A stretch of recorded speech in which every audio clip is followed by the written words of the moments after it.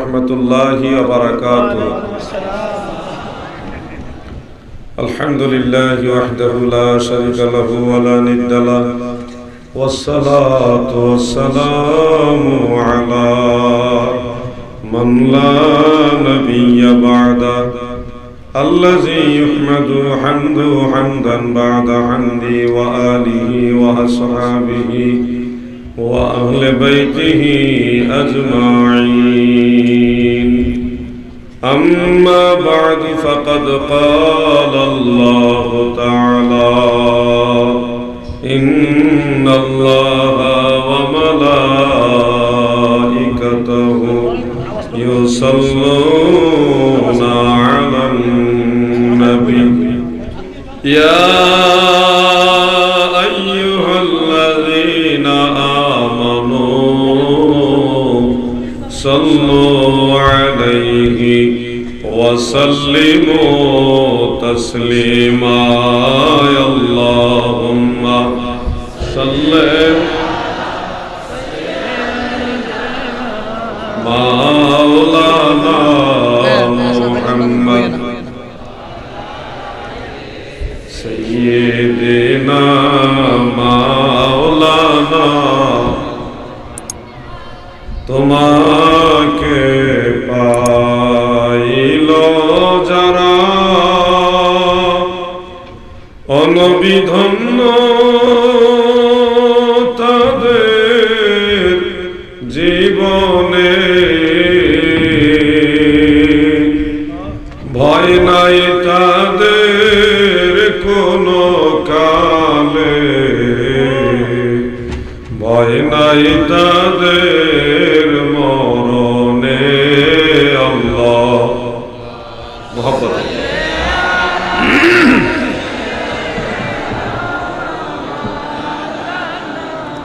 মুহাম্মদ ওয়া আলা আলি সাইয়্যিদ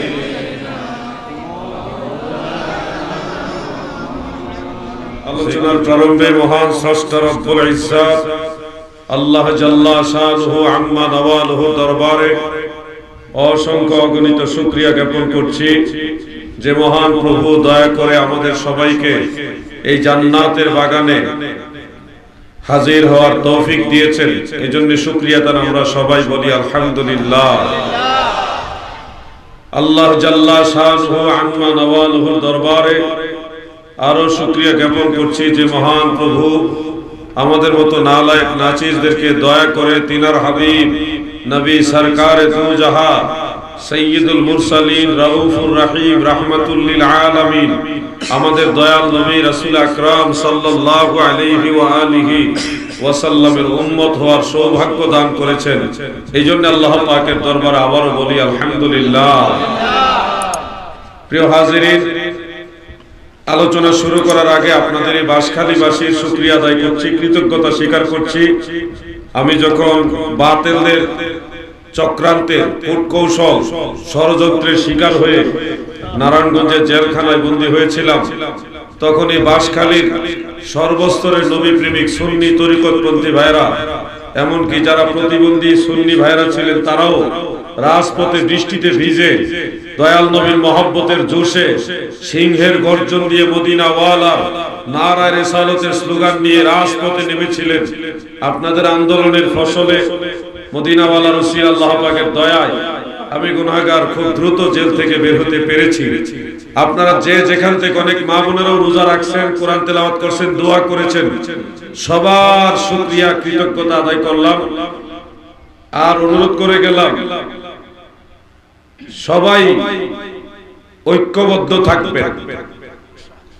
পীর হয়তো এক একজন হতে পারে, পীর আলাদা হতে পারে। যদি সুন্নি তরিকতপন্থী হন, আকীদায় সুন্নি হন, তাহলে পীর আলাদা হলেও আমাদের আকীদা এক। সেই হিসাবে আমরা পীর যার যার, কিন্তু সুন্নি আকীদায় আমরা সবাই এক। এই একতা, ঐক্যবদ্ধতা, এটা যেন আমাদের সবার মাঝে থাকে।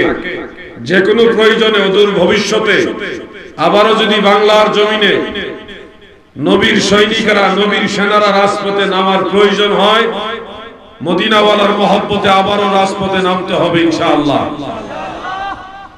আমি আমার আলোচনার বিষয়বস্তু ইন্তেজামিয়া কমিটির পক্ষ থেকে পাইনি।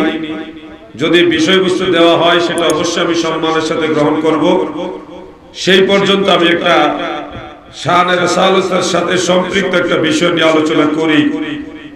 মহান আল্লাহ তাআলা নবীজি সম্পর্কে ইরশাদ করেছেন সূরা নজমের মধ্যে। আল্লাহ তাআলা বলেন, যারা পারেন তেলাওয়াত করুন। বিসমিল্লাহির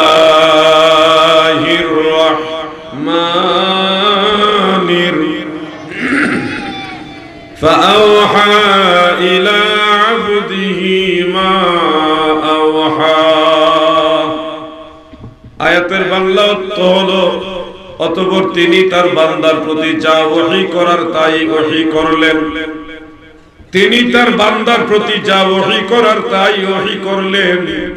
এখানে তিনি বলতে আমার আল্লাহ, আর যার প্রতি ওহী করেছেন তিনি হলেন আমাদের দয়াল নবী মুহাম্মদুর রাসূলুল্লাহ সাল্লাল্লাহু আলাইহি ওয়াসাল্লাম। বন্ধুরা আমার, ওহী দুই প্রকার, ওহীয়ে মাতলু আরেকটা হলো ওহীয়ে গায়রে মাতলু। ওহীয়ে মাতলু হলো কোরআন কারীম যেটা তেলাওয়াত করা হয়, আর ওহীয়ে গায়রে মাতলু হলো হাদিস শরীফ। এই দুই প্রকার ওহী রয়েছে। ওহীয়ে জাল্লি, ওহীয়ে খাফি, এই দুই প্রকার ওহীর আরো দুইটা নাম। অনেক ওহী নবীজির কাছে হযরতে জিবরিল আলাইহিস সালামের মাধ্যমে আসতো, আবার অনেক ওহী জিবরিল ছাড়াও নবীজির কাছে আসতো।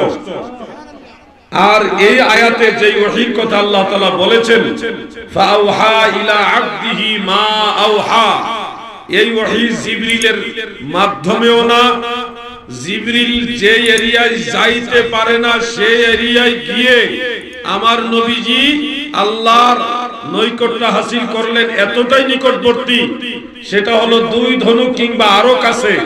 সেই জায়গায় আমার আল্লাহ ওহী করেছেন, যেই জায়গা সম্পর্কে আমার আল্লাহ ছাড়া আর কেউ জানেই না। সুবহানাল্লাহ।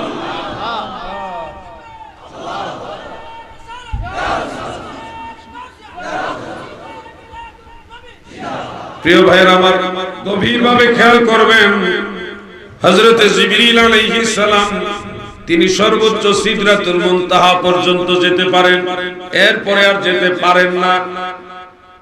তাবারানীর মুজামুল কবির সহ মিশকাতের 510 পৃষ্ঠায় সংক্ষেপে একটা হাদিস উল্লেখ। এছাড়াও আরো অনেকগুলি কিতাবে হাদিসটা উল্লেখ রয়েছে। নবীজি জিজ্ঞাসা করলেন, হে ভাই জিবরিল, তুমি কি আল্লাহকে দেখেছো কিনা? জিবরিল তিনি কেঁদে দিলেন আর বললেন, ইয়া রাসূলুল্লাহ, নবী গো, আমি কোনদিনও আল্লাহ তাআলাকে দেখিনি। জিবরিল, তুমি ওহী কোথা থেকে নিয়ে আসো? তুমি আল্লাহকে দেখো না, তাহলে ওহী নিয়ে আসো কোথা থেকে? হযরতে জিবরিল আলাইহিস সালাম তিনি বললেন, নবী গো, সিদরাতুল মুনতাহার কাছে বড়ই গাছ আছে। ওই বড়ই গাছের বড়ইগুলি হলো মটকার মতো বড়। বড়ই বুঝেন তো, কুল। আর ওই গাছের পাতাগুলি হলো হাতির কানের সমান। ইয়া রাসূলুল্লাহ, আমি সেই বড়ই গাছের কাছে অবস্থান করি, ওখানে আমার আল্লাহর ওহীগুলি আমার কাছে আসে। যেইভাবে যেই কথাগুলি আসে আমি হুবহু ওই কথাগুলি আমি জিবরিল আপনি রাসূলের কাছে পৌঁছায়া দেই, এটা আমার দায়িত্ব। আমি আল্লাহকে দেখিনি, কারণ এই যে সিদরাতুল মুনতাহা, এই সিদরাতুল মুনতাহা আমার সীমানা। এই সীমানার ওই পারে যদি আমি যাই, আমি জিবরাইলের 650 নূরের পাখা জ্বলে পড়ে ছারখার হয়ে যাবে। এই হাদিস থেকে বোঝা যাচ্ছে জিবরিল আলাইহিস সালামের সীমানা হলো সিদরাতুল মুনতাহা পর্যন্ত। আমার নবীজি সিদরাতুল মুনতাহার পরেও গেছে। গেছে কিনা বলেন, গেছে কিনা? কতটুকু গেছে? সুম্মা দানা ফাতাদাল্লা ফাকানা কাবা কাউসাইনি আও আদনা। সূরা নজমের মধ্যে আমার আল্লাহ তিনি বর্ণনা করেন, এরপরে তিনি নিকটবর্তী হলেন। তিনি মানে আমার নবী নিকটবর্তী হলেন। কতটুকু নিকটে গেলেন? আরো নিকটে গেলেন। ফাকানা কাবা কাউসাইনি আও আদনা। এমনকি 2 ধনুক কিংবা আরো নিকটে আমার নবীজি গেলেন। এই আয়াত সম্পর্কে মুফাসসিরিনে কেরামের 2 ধরনের তাফসীর।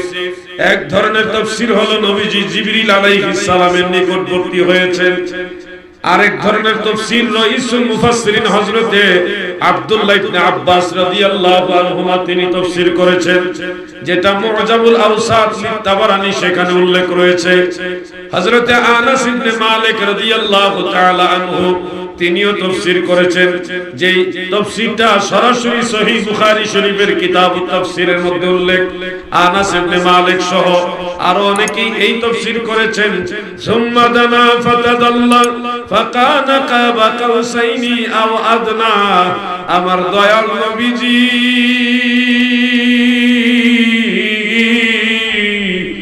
মেরাজ রজনীতে নৈকট্যের বিচারে আমার নবী আল্লাহর এত নিকটে গেছে যে 2 ধনুক কিংবা আরো কম দূরত্ব ছিল। জোরে বলেন সুবহানাল্লাহ। আমার নবীজি আল্লাহর নৈকট্যের বিচারে নিকটবর্তী হয়েছেন। এটা হলো হযরত ইবনে আব্বাস যিনি রাইসুল মুফাসসিরিন তিনার মত, এবং হযরত আনাস যিনি খাদিমুর রাসূল তিনারও মত। এটা সহিহ বুখারীতে যিনি লম্বা হাদিস বয়ান করেছেন সেখানে কথাটা উল্লেখ। উম্মুল মুমিনিন হযরতে উম্মে সালমা রাদিয়াল্লাহু তাআলা আনহা তিনিও এই একই মত পেশ করেছেন, যেটা খাসায়েসুল কুবরার মধ্যে উল্লেখ রয়েছে। আরো অনেকগুলি বর্ণনা রয়েছে। সর্বোপরি আমরা বুঝতে পারছি নবীজি আল্লাহর নৈকট্য লাভে এত নিকটবর্তী হয়েছেন যে 2 ধনুক কিংবা আরো কাছাকাছি গেছে। এই যে নৈকট্যের স্থানটা এটা কোথায় আমাদের সেই ব্যাপারে ক্লিয়ার জানতে হবে। সহিহ বুখারী কিতাবুত তাফসীরের মধ্যে হযরতে আনাস ইবনে মালিক রাদিয়াল্লাহু আনহু যে riwayat বর্ণনা করেছেন সেই riwayatের মধ্যে উল্লেখ রয়েছে আমার নবীজিকে আল্লাহ তাআলা সিদরাতুল মুনতাহার এত উপরে নিয়েছেন যেই জায়গা সম্পর্কে আমার আল্লাহ ছাড়া আর কেউ জানে না। এটাকে জন্য অনেক উলামায়ে কেরাম বলেন লা মাকান। লা মাকান মানে এটা আল্লাহ ছাড়া আর কেউ এই এলাকার সীমানা এরিয়াটা কি কেমন কিছুই কেউ জানে না, একমাত্র আল্লাহই জানে কোন জায়গায় নবীজিকে দিয়েছে। সুবহানাল্লাহ। যেখানে আল্লাহ ছাড়া যে জায়গা সম্পর্কে আল্লাহ ছাড়া কেউ জানেই না সেই জায়গায় নবীজি গেছে। আর জিবরিল যাওয়ার তো প্রশ্নই আসে না, কারণ ওই জায়গা সম্পর্কে আল্লাহ ছাড়া কেউ জানেই না, এমন জায়গায় নবীজিকে নিয়ে গেছে। তাহলে বোঝা যাচ্ছে ফাআওহা ইলা আবদিহি মা আওহা। এই যে সুম্মা দানা ফাতাদাল্লা ফাকানা কাবা কাউসাইনি আও আদনা, এরপরেই হলো ফাআওহা ইলা আবদিহি মা আওহা। আমার নবী যখন লা মাকানে এমন জায়গায় যেই জায়গা সম্পর্কে আমার আল্লাহ ছাড়া কেউ জানে না ওই জায়গায় নবীজিকে আমার আল্লাহ নিলেন। নেওয়ার পরে নবীর প্রতি যা ওহী করার আমার আল্লাহ তা ওহী করলেন। কতটুকু কয়টা ওহী কতটুকু ওহী এটার ব্যাপকতা বা সীমাহীনতা নির্দিষ্টতা না হওয়ার ব্যাপারে আল্লাহ তাআলা একটা শব্দ ব্যবহার করেছেন ফাআওহা ইলা আবদিহি মা আওহা। যা জানাইবার দরকার ওহীর মাধ্যমে আমার নবী সব জানাইছে। সুবহানাল্লাহ। আল্লাহ তাআলা নবীজিকে জানাইছে। এটা সীমানা কতদূর আল্লাহ ছাড়া কেউ যে কয়টা ওহী কতটুকু ওহী কি পরিমাণ ওহী এই ব্যাপারে সীমানা আল্লাহ ছাড়া কেউ দিবে না। এজন্য মা আওহা বলেছেন। এজন্য জিবরিল আলাইহিস সালাম নবীজির কাছে ওহী নিয়ে আসতেন, এটাও সত্য। জিবরিল ছাড়াও নবীজির কাছে ওহী আসতো এই পৃথিবীতে, ওটাও সত্য।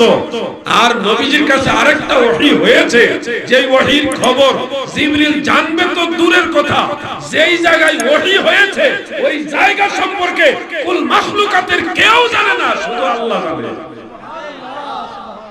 এজন্য অন্য আয়াতে আল্লাহ তাআলা বলেন وأنزل الله عليك الكتاب والحكمة وعلمك ما لم تكن تعلم وكان فضل الله عليك عظيما।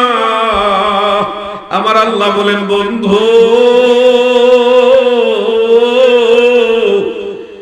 ওয়া আনজালাল্লাহু আলাইকা, আপনার উপরে আল্লাহ নাজিল করেছেন।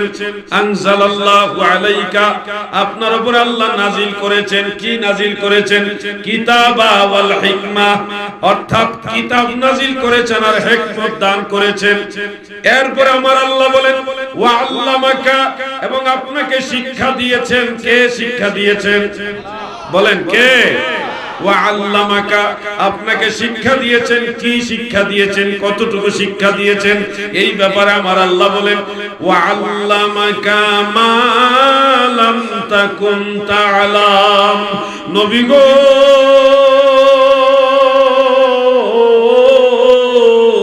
ইয়া রাসূলুল্লাহ, আল্লাহ আপনাকে এত পরিমাণ শিক্ষা দিয়েছেন, আমার আল্লাহ আমার নবীকে এত পরিমাণ শিক্ষা দিয়েছেন। আল্লাহ তাআলা বলেন যা আপনার অজানা সব শিখেছি। নবীজির যা অজানা, অর্থাৎ যা কিছু আপনার অজানা ছিল তা আমি শিক্ষা দিয়েছি। এই অজানার মধ্যে কি কি অজানা ছিল এটা তো আমরা জানি না। নবীর যা অজানা ছিল শিখাই দিয়েছে কে? বলেন কে? যুবক ভাইরা, বলি কোরআন থেকে বলছি, হাদিস নয় যে আপনারা ভাববেন এটা জয়ীফ হাদিস কিনা, সনদ সহি কিনা, এরকম কোরআনের আয়াত। কোরআন শরীফের আয়াতে কোনো জয়ীফ আয়াত আছে নাকি? এই চিন্তা করলে ঈমান থাকবে না। যদি কেউ মনে করে কোরআন কারীমের এই আয়াতটা একটু দুর্বল, তাহলে সাথে সাথে ঈমান চলে যাবে। আর ঈমান চলে গেলে বিনা তালাকে বেগম সাহেব তালাক হয়ে যাবে, তাই না ভাইজান? এটা ফিকহি মাসালা, ফতোয়ার মাসালা। তো যাই হোক, আমি আরো একটু সময় আলোচনা করতে চাই। আপনারা থাকবেন? আওয়াজ দুর্বল, বলেন ইনশাআল্লাহ। এই তো পাওয়ার আছে। একটা তাকবীর দেন সবাই মিলে আমার সাথে।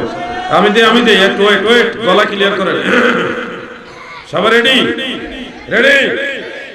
নারায়ে তাকবীর। এতগুলো মানুষের তাকবীরের আওয়াজ এটা তো মেনে নেওয়া যায় না। আপনারা রাতে খাওয়া দাওয়া করেন নাই মনে হয় নাকি? করছেন নি? ঠান্ডা বেশি লাগে? বলেন তো, খাওয়া দাওয়া করছে? অনেকে করছে, অনেকে করে নাই। আবার নারায়ে তাকবীর, নারায়ে রিসালাত, আহলে সুন্নাত ওয়াল জামাত। মাশাআল্লাহ, পাওয়ার আছে দেখছো। দরুদ শরীফ পড়েন, আমি গলাটা ধার দিয়ে দিলাম। আমাদের যে রাস্তা, মাশাআল্লাহ, আমরা আশাবাদী ইনশাআল্লাহ যদি এলাকার যারা জনপ্রতিনিধি আছেন ওনারা যদি মেহেরবানি করে কিছুটা হলেও প্রতি বছরে একটু একটু করে যদি করে, কিছুটা উন্নয়ন হয়ে যাবে। একসাথে অনেক কিছু করা যায় না, কিন্তু ইচ্ছা করলে একটু একটু করে করলে অনেক বড় কাজও সহজ হয়ে যায়। আমি অনুরোধ করে গেলাম, আমি আপনাদের এলাকার মেহমান হিসেবে যিনি জনপ্রতিনিধি আছেন, বিশেষ করে চেয়ারম্যান সাহেব যিনি আছেন এবং মাননীয় এমপি মহোদয় যিনি আছেন, আপনাদের করম কমলে বিনয়ের সাথে মিনতি রেখে গেলাম, আপনারা রাস্তাটার দিকে একটু খেয়াল রাখবেন। আমরা আসবো, ভালো রাস্তা পাইলে আপনাদের জন্য দোয়া করে যাব। যে খারাপ রাস্তা পাইছি দোয়া করছি না তা না, দোয়া করছি, কিন্তু কি দোয়া করছি জানেন? যে আল্লাহ আমাদের কাজ করার মতো মন মানসিকতা তৈরি করে দেবে, এই দোয়া করছি। যদি রাস্তাটা ভালো পাইতাম তাহলে আরো বেশি দোয়া করতাম। আমরা দোয়া করি আল্লাহ ওনাদেরকে খেদমত করার জন্য কবুল করুক। বলেন আমিন। দুরূদ শরীফ পড়েন। আল্লাহুম্মা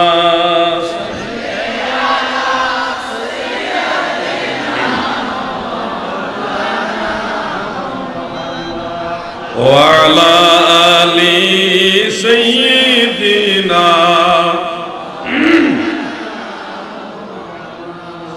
আল্লাহুম্মা সাল্লি মারহাবা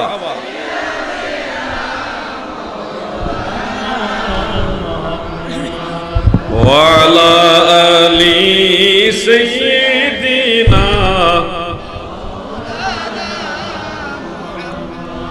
প্রিয় ভাইয়েরা আমার, দিলের কান লাগায় শুনেন, আমার আল্লাহ তাআলা বলতেছেন ওয়া আনজালাল্লাহু আলাইকা, আল্লাহ তাআলা আপনার উপরে নাজিল করেছেন কি? কিতাব আর হিকমত।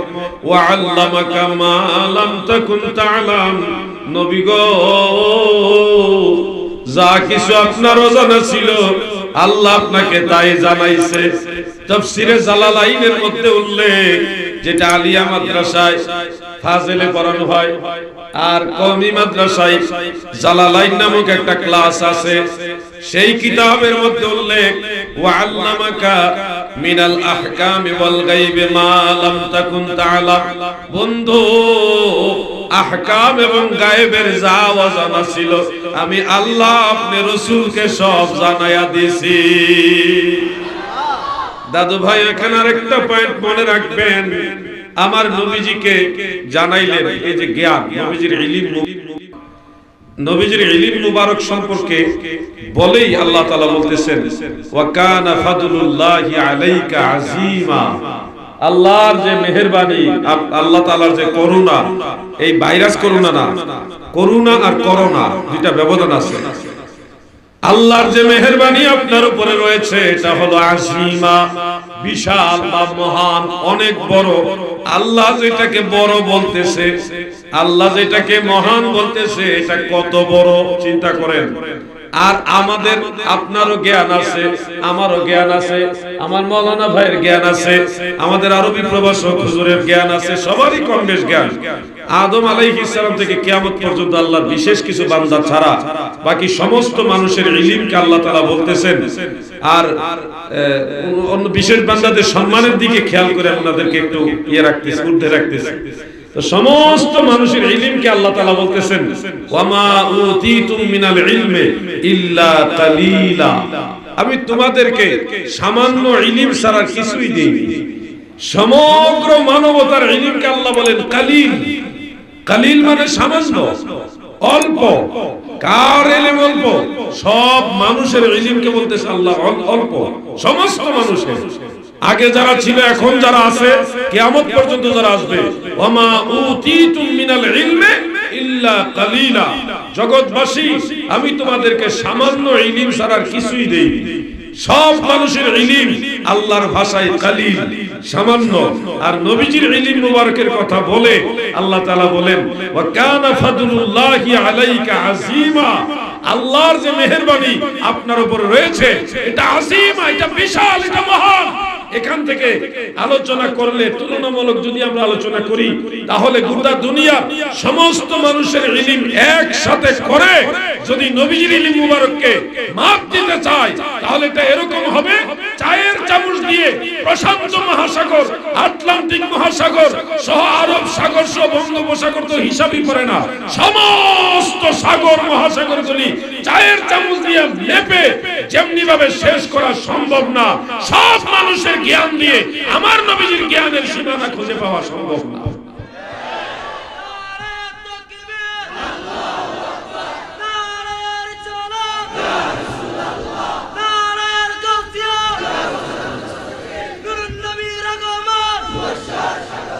বন্ধুরা আমার, এই জন্য আপনাদের সবাইকে খেয়াল রাখতে হবে, নবীজির কোনো বিষয় নিয়ে যেন আমরা টানা হেঁচড়া না করি। যতদূর সম্ভব হয় নবীর শান মান নিয়ে কথা বলার চেষ্টা করব। কখনোই নবীজির এটা উদ্দুর জানতো না, উদ্দুর জানতো, এই ব্যাপারে টানা হেঁচড়া আমরা করব। অনেক সময় নবীজি উম্মতকে শিক্ষা দেওয়ার জন্য অনেক কিছু করতেন, যেখান থেকে বাহ্যিকভাবে বোঝা যায় একটা, কিন্তু হাকিকতটা না। যেমন খেয়াল করে শুনবেন, সহিহ riwayat থেকে জানা যায়, অনেক কিতাবের মধ্যে আছে, এটা সিহাসিতের ভিতরে আছে, বাইরেও আছে। নবীজি এক সফরে যাচ্ছেন, হযরতে আম্মা জান আয়েশা রাদিয়াল্লাহু তাআলা আনহা গলার হার মুবারক এটা হারায় গেছে। হারায় যাওয়ার পরে নবীজি ওই কাফেলা ওখানে দাঁড় করালেন, স্টপ করলেন। তো আম্মা জান আয়েশার গলার হার তালাশ করার জন্য কিছু লোক নিয়োগ করলেন, তারা তালাশ করতেছে। এরপরে নামাজের সময় হয়ে গেল। সাহাবীরা এসে বললেন, ইয়া রাসূলুল্লাহ, এই মরুভূমির মাঝখানে আমরা ওযু করব কোথা থেকে? আমাদের তো অনেকেরই ওযু নাই, ওযু ছাড়া আমরা নামাজ পড়ব কিভাবে? তখন আল্লাহ তাআলা তায়াম্মুমের আয়াত নাযিল করলেন। এরপরে নবীজি উম্মতকে তায়াম্মুম শিক্ষা দিলেন। যাদের ওযু ছিল না তারা তায়াম্মুম করলেন, করে নামাজ আদায় করলেন। নামাজ আদায় করার পরপরই দেখা গেল আশেপাশে একটা ইয়ের নিচে থেকে হাড়টা পাওয়া গেল। ওইটা পাইল। এখান থেকে অনেক ভাইরা বাহ্যিকভাবে বুঝে নেন যে নবীজি দেখেন না বা নবী গায়েব জানেন না। যদি দেখতেন বা জানতেন তাহলে তো মা আয়েশার গলার হার যে পাশেই লুকায় রয়েছে এটা তো নবীজি বলে দিতে পারতেন, অমুক জায়গা আছে নিয়ে আসো। যেহেতু নবীজি বলতে পারেননি, তাদের ভাষায় বলতেছি, যেহেতু নবীজি বলতে পারেননি সেহেতু বোঝা যায় নবীজি আসলে ওই এই পাশে কি আছে দেখে না বা নবী জানে না, এই ধরনের একটা মন্তব্য আসে। কিন্তু আসল বিষয়টা এটা না, নবী জানেন না বা দেখেন না, বিষয়টা এরকম না। এখানে বাহ্যিক বিষয়টা বিচার করলে হবে না, এখানে হাকিকত আছে। আমার দাদু ভাইরা, হাকিকত হলো উম্মত যদি কোথাও যায় যেখানে পানি নাই ওযু করার, যেখানে ওযু করার পানি নাই এমন এলাকায় যদি উম্মত যায় তাহলে ওখানে কোন পদ্ধতিতে তারা নামাজ আদায় করবে, এই যে একটা সিস্টেম, এই যে তায়াম্মুম করার সিস্টেম, এই পদ্ধতিটা উম্মতকে শিখায় দেওয়ার জন্য আমার আল্লাহর ইশারায় নবীজি ওখানে একটা ঘটনার প্রেক্ষাপটে অবস্থান করলেন। আম্মা জান আয়েশার গলার হার হারায় গেছে, সাথে সাথে যদি নবীজি বলে দিতেন যে এই জায়গা হার আছিল, তাহলে হার নিয়ে চলে যেত, পানি যেখানে সেখানে সবাই চলে যেত। তাহলে এখানে দাঁড়ানোর উপলক্ষে তায়াম্মুম করে যে নামাজ পড়া যায়, এই মাসালাটা তো আমরা শিখতে পারতাম না। এখন নবীজি বললেন না, এখানে কথা দুই রকম, যে নবীজি বলতে পারেন নাই এইভাবে, আরেকটা হলো নবীজি বলেন নাই। বলতে পারেন নাই আর বলেন নাই এটা কিন্তু এক না। নবীজি বলতে পারেন নাই নয়, নবীজি বলেন নাই। কেন বলেন নাই? আল্লাহর তরফ থেকে নবীজির উম্মতের জন্য এখানে কল্যাণ ছিল। কল্যাণ কি? আমরা যদি কোথাও যাই যেখানে ওযু করার পানি থাকবে না, সেখানে আমরা তায়াম্মুম করে নামাজ পড়বো, এই মাসালাটা নবীজি শিক্ষা দিলেন। এটা হলো আমাদের কল্যাণ। এখন দাদু যদি বলেন নবীজি তাহলে আগে বললেন না কেন? আরে বোকা, তুমি নবীজির দিকে আঙ্গুল উঠাচ্ছ কেন? নবীজি না হয় বলেন নাই, আল্লাহ তাআলা কি বলছেন? হার যে পাশেই লুকায় রইছে, হারায় রইছে, এটাকে আল্লাহ তো বলেন নাই। আল্লাহ তো বলেন নাই, তখন আল্লাহ তো বলে দিতে পারতেন হাবিব এমুক জায়গায় হার আছে, আপনি এটা নিয়ে নেন। আল্লাহ তো বলেন নাই, তা আল্লাহ তাআলা বলেন নাই, এটার অর্থ কি এই যে আল্লাহ জানে না? নাউযুবিল্লাহ, এই ধরনের চিন্তা করা যাবে? আল্লাহ জানে কিন্তু বলেনি। আল্লাহর তরফ থেকে নবীজিও জানতেন কিন্তু বলেননি। কেন? এই না বলার পিছনে আমাদের কল্যাণ। কথাগুলি খেয়াল রাখবেন। নবী জানতো না, নবী দেখতো না, আরে মিয়া ভাই আপনি নবীজির দিকে আঙ্গুল উঠাচ্ছেন কেন? নবীজি না বলাতে আমাদের তো লস হয়নি, আমাদের লাভ হয়েছে। আমাদের লাভ, আপনি নবীজির ইলম মুবারকের আঙ্গুল উঠাবেন না। আর যদি উঠান তাহলে এখানে আল্লাহর বিরুদ্ধে আঙ্গুল উঠাতে হবে, ফেরেশতাদের বিরুদ্ধে আঙ্গুল উঠাতে হবে। ফেরেশতারাও তো দেখছে কোন জায়গায় হার আছে, তা ফেরেশতারাও তো বলে দেয়। হাকিকত বুঝতে হবে। আচ্ছা, আপনাদের কাছে একটা প্রশ্ন করি, যুবক ভাইরা, আমরা কে কি করতেছি আল্লাহ তাআলা কি দেখেন নাকি দেখেন না? আচ্ছা বলেন তো, হাসরের ময়দানে মিজান যে একটা পাল্লা থাকবে, সেখানে আমাদের নেকি এবং গুনাহ মাপ দেওয়া হবে। কার সওয়াব কয়টা, কার গুনাহ কয়টা, কার সওয়াবের পরিমাণ বেশি, তার কার গুনার পরিমাণ বেশিটা মাপ দেওয়া হবে। এটা সূরা কারিয়ার মধ্যে আছে, সূরা কারিয়ার মধ্যে আছে। এখন আপনি যদি বলেন যে আল্লাহ হাসরের দিন কার সওয়াব কয়টা, কার গুনাহ কয়টা, এটা মাপ দেওয়ার পরে যাদের সওয়াব বেশি হবে তারা জান্নাতি, যাদের গুনাহ বেশি হবে তারা জাহান্নামী, সুতরাং বোঝা যাচ্ছে আল্লাহ আগে থেকে জানে না, মাপ দিয়ে জানবো, এরকম বলা যাবে? মিজানের পাল্লায় মাপ দেওয়ার আগেও আমরা কে কয়টা নেকি করছি আল্লাহ জানে কিনা? জোরে বলেন না কেন, জানে কিনা? কিন্তু মাপ দেওয়ার অর্থ কি এই যে আল্লাহ জানে না এই কারণে মাপ দিতেছে? এর অর্থ তো না। এটা হলো একটা হিকমত আল্লাহ। আমরা কে কি করছি আমাদেরকে আল্লাহ দেখাচ্ছে, তোমরা দেখো, তোমরা কার কি পুঁজি নিয়ে আসছো আমার কাছে, তোমরা নিজেরা দেখো। আল্লাহ তাআলা বলবে তুমি তোমার কিতাব পড়ো, ওই যে আমলনামার কিতাব, তোমারটা তুমি পড়া শোনাও। দাদু গভীরভাবে খেয়াল করবেন, দোষ যদি ধরতে যাই, বনি ইসরাইলরা হাজার প্রশ্ন করত।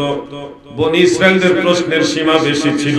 এটা এমনে কেন, এমনে কেন, গরু কয় কালার হবে, সাদা না কালো, কালো না সাদা, অর্ধেকটা সাদা না অর্ধেকটা কালা, মাথার দিকে সাদা না লেজের দিকে সাদা, এই আওলা জাওলা প্রশ্ন করে তারা আল্লাহর গুসার কুপানলে পতিত হয়েছে।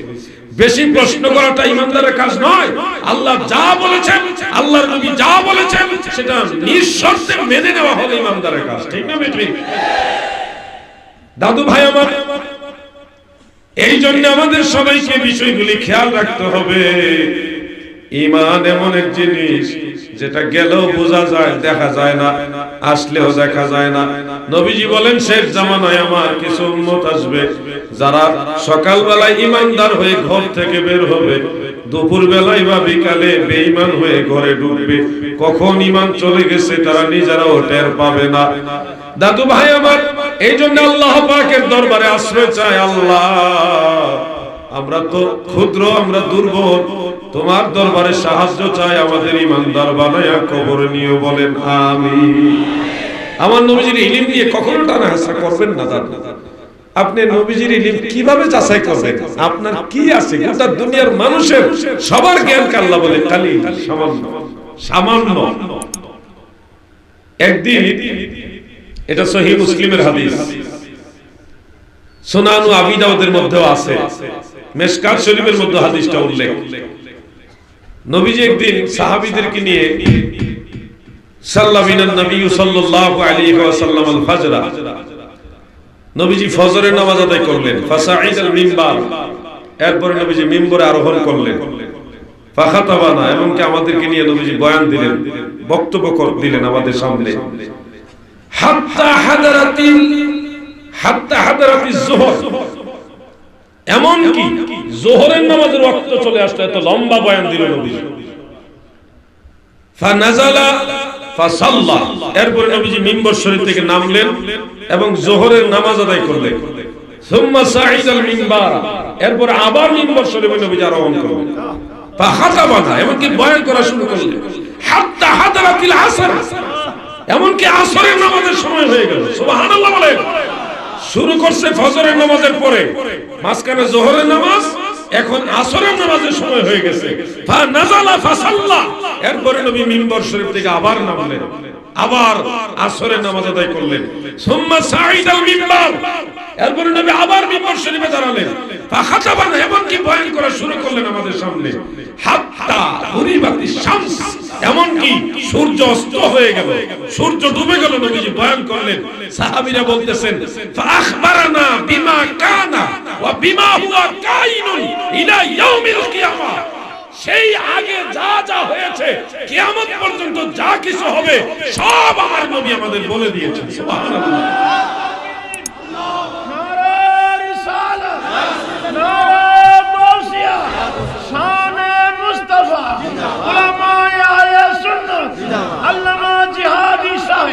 প্রিয় ভাইরা, এটা সহিহ মুসলিমের হাদিস, দাঈফ হাদিস না, দুর্বল হাদিস না, সহিহ হাদিস।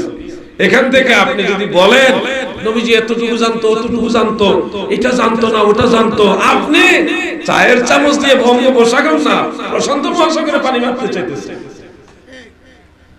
কখনো নবীজির ইলম মুবারক নিয়ে টানা হেসরা করবেন না। নবীজি আল্লাহর ইশারার বাইরে কিছু করতেন না। আফআলুল আমবিয়া আলাইহিস সালাম বিআমরিল্লাহি তাআলা, নবীদের কর্ম আল্লাহর নির্দেশে হয়, এজন্য নবীদের ভুল বলা যায় না। নবীদের যেটা মনে হয় বাহ্যিকভাবে ভুল, এটা নবীদের ভুল না, এটা আল্লাহর ইচ্ছা। সানুকরিউকা ফালা তানসা ইল্লা মা শাআল্লাহ, সূরাতুল আ'লা এর 6 এবং 7 নম্বর আয়াত এটা। এখানে আমার আল্লাহ পরিষ্কার বলে দিলেন, আমার নবীজি বিস্মিত হন না, ভুলে যান না। তবে যেটা ভুল মনে হয় এটা নবীর ভুল না গো। ফালা তানসা, তিনি বলেন না, ইল্লা মা শাআল্লাহ, যেটা ভুল মনে হয় এটা আমার আল্লাহ তাআলার ইচ্ছা। সুবহানাল্লাহ বলেন। মনে হচ্ছে ভুল, কিন্তু আসলে নবীর ভুল না, এটা আমার আল্লাহর ইচ্ছা। যেমন একটা উদাহরণ হিসেবে একটা হাদিস আমি আপনাদের সামনে আনি। আমার কথা বুঝতে আপনাদের কি কষ্ট হয়? রাত কি বেশি গভীর হয়েছে? তেমন কিছু হয়নি, আলহামদুলিল্লাহ। আপনাদের আন্তরিকতা দেখে আমার মনটা ভরে গেল। আসছিলাম যখন, তখন দেখলাম অর্ধেক মাঠ মতো মানুষ ছিল। এখন আলহামদুলিল্লাহ পুরো মাঠে ভরে গেছে। হয়তো পরে যারা আসতেছে তারা জায়গা পাবে কিনা সন্দেহ আছে। আল্লাহ তাআলা যেন এই জান্নাতের বাগানের প্রত্যেকটা মুমিন মুসলমানকে মদিনাওয়ালার উসিলায় কবুল করে নেন। বলেন আমিন, মহব্বতে বলেন আমিন। আল্লাহুম্মা সাল্লি, মাশাআল্লাহ।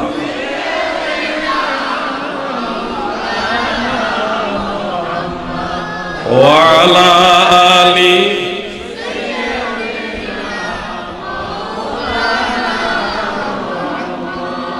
তোমাকে পাইল যারা ও নবী ধন্য তাদের জীবনে,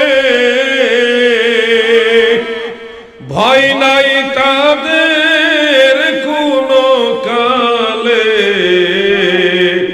ভয় নাই তাদের মরণে। আল্লাহুম্মা সাল্লি, মাশাআল্লাহ, মারহাবা। ওয়া আলা আলি,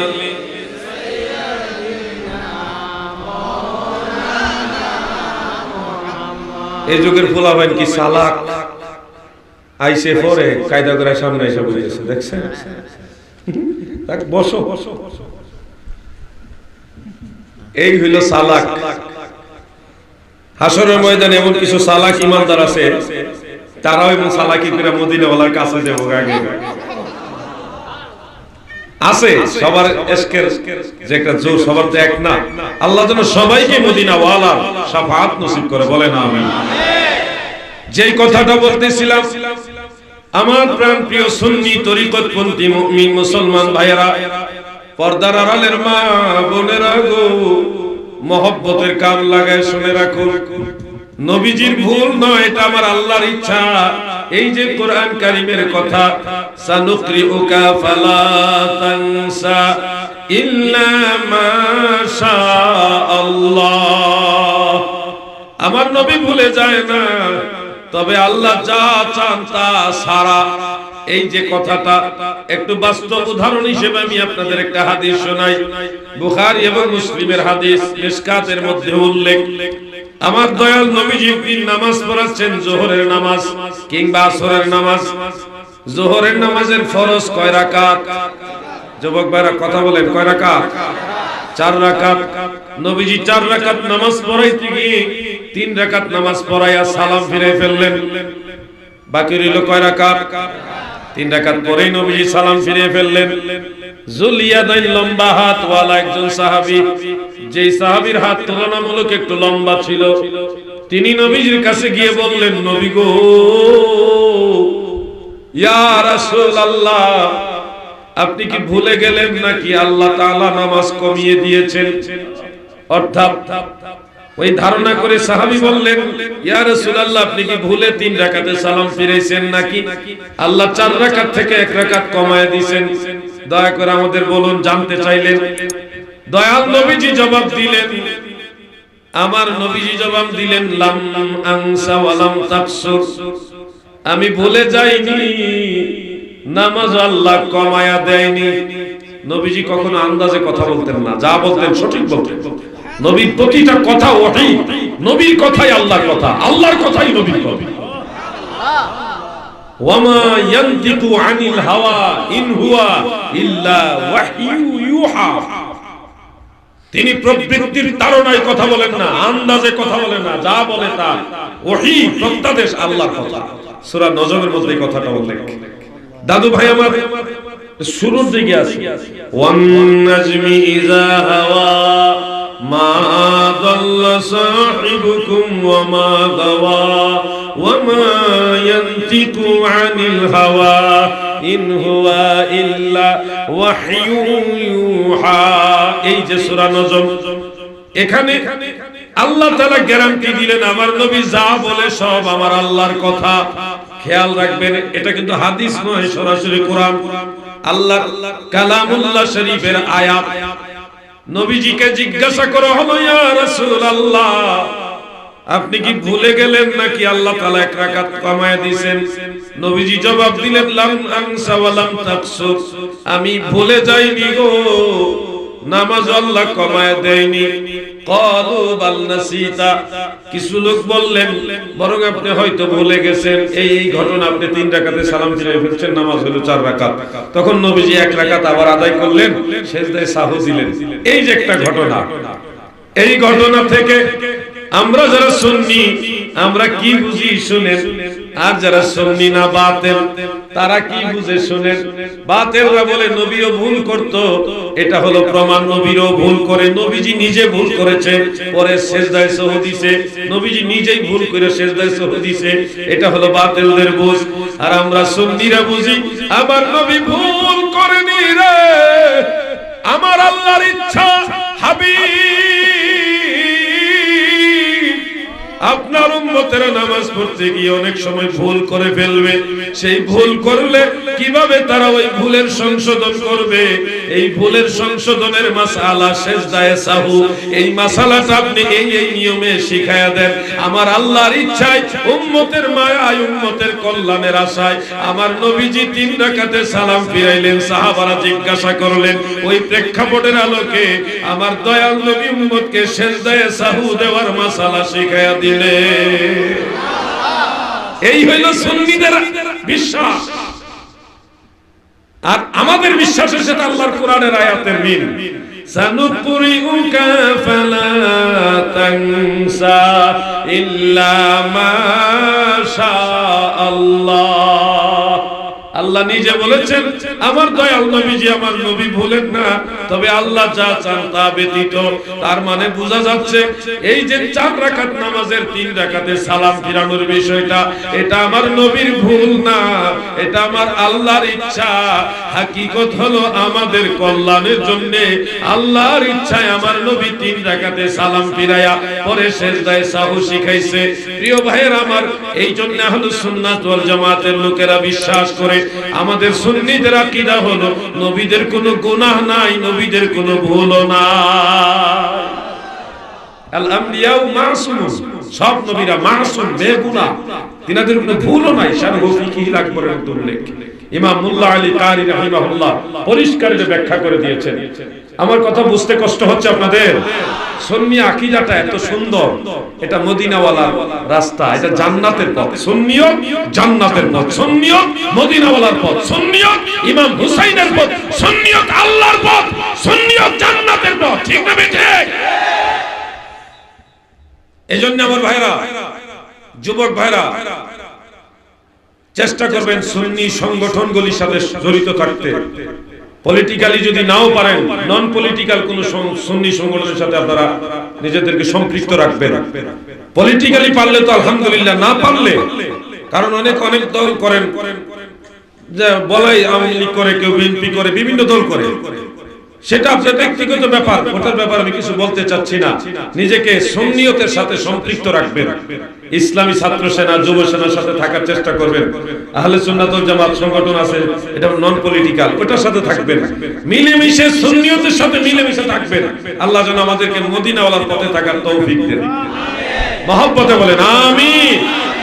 দাদু ভাই আমার, আমি আসতেছিলাম, আমার ছোট ভাইগুলি, অনেকগুলি ছোট ভাই, ইয়াং ম্যান, যুবক, ছোট ছোট বাচ্চারা সহ এই যে তাকবীর দিতেছে, আমার কলিজাটা আনন্দে, যে আমার এই ছোট ছোট ভাইগুলি তারা মদিনাওয়ালাকে কি সুন্দর স্লোগান দিতেছে।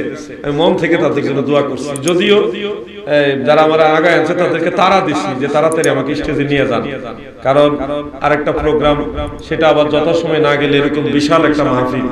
আর এই আপনাদের প্লেসটা হয়ে গেছে একেবারে অনেক দূর, লং ডিস্টেন্স, আর রাস্তা তো বুঝেনি কি অবস্থা, সবকিছু মিলে একটা তারা দিছি। কিন্তু আপনাদের যে জজবা, যুব সমাজ, তরুণ সমাজের যে জজবা, এটা দেখে আমার কলিজা এত শান্তি পাইছে। আমার বিশ্বাস এই জজবা, মদিনাওয়ালার প্রেমের জজবা যদি ধরে রাখতে পারেন, ইমাম হুসাইন আপনাদের সরদার হবে জান্নাতে ইনশাআল্লাহ। বন্ধুরা আমার একটু খেয়াল করে শুনবেন, জান্নাতের যুবকদের সরদার কে? ইয়াজিদ না ইমাম হুসাইন? জোরে বলেন।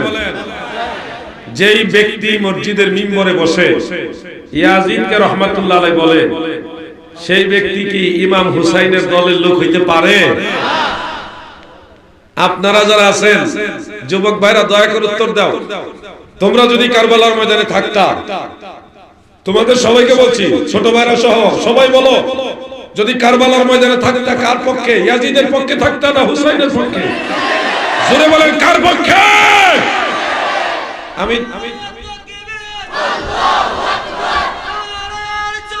ইয়া রাসূলুল্লাহ,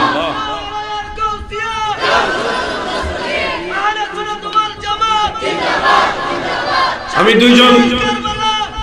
দুইজন ছোট ছোট বাচ্চাকে জিজ্ঞাসা করব, যে কোনো দুইজনকে, বাম দিক থেকে একজনকে, ডান দিক থেকে একজনকে জিজ্ঞাসা করব, দেখি তারা কোন দলের।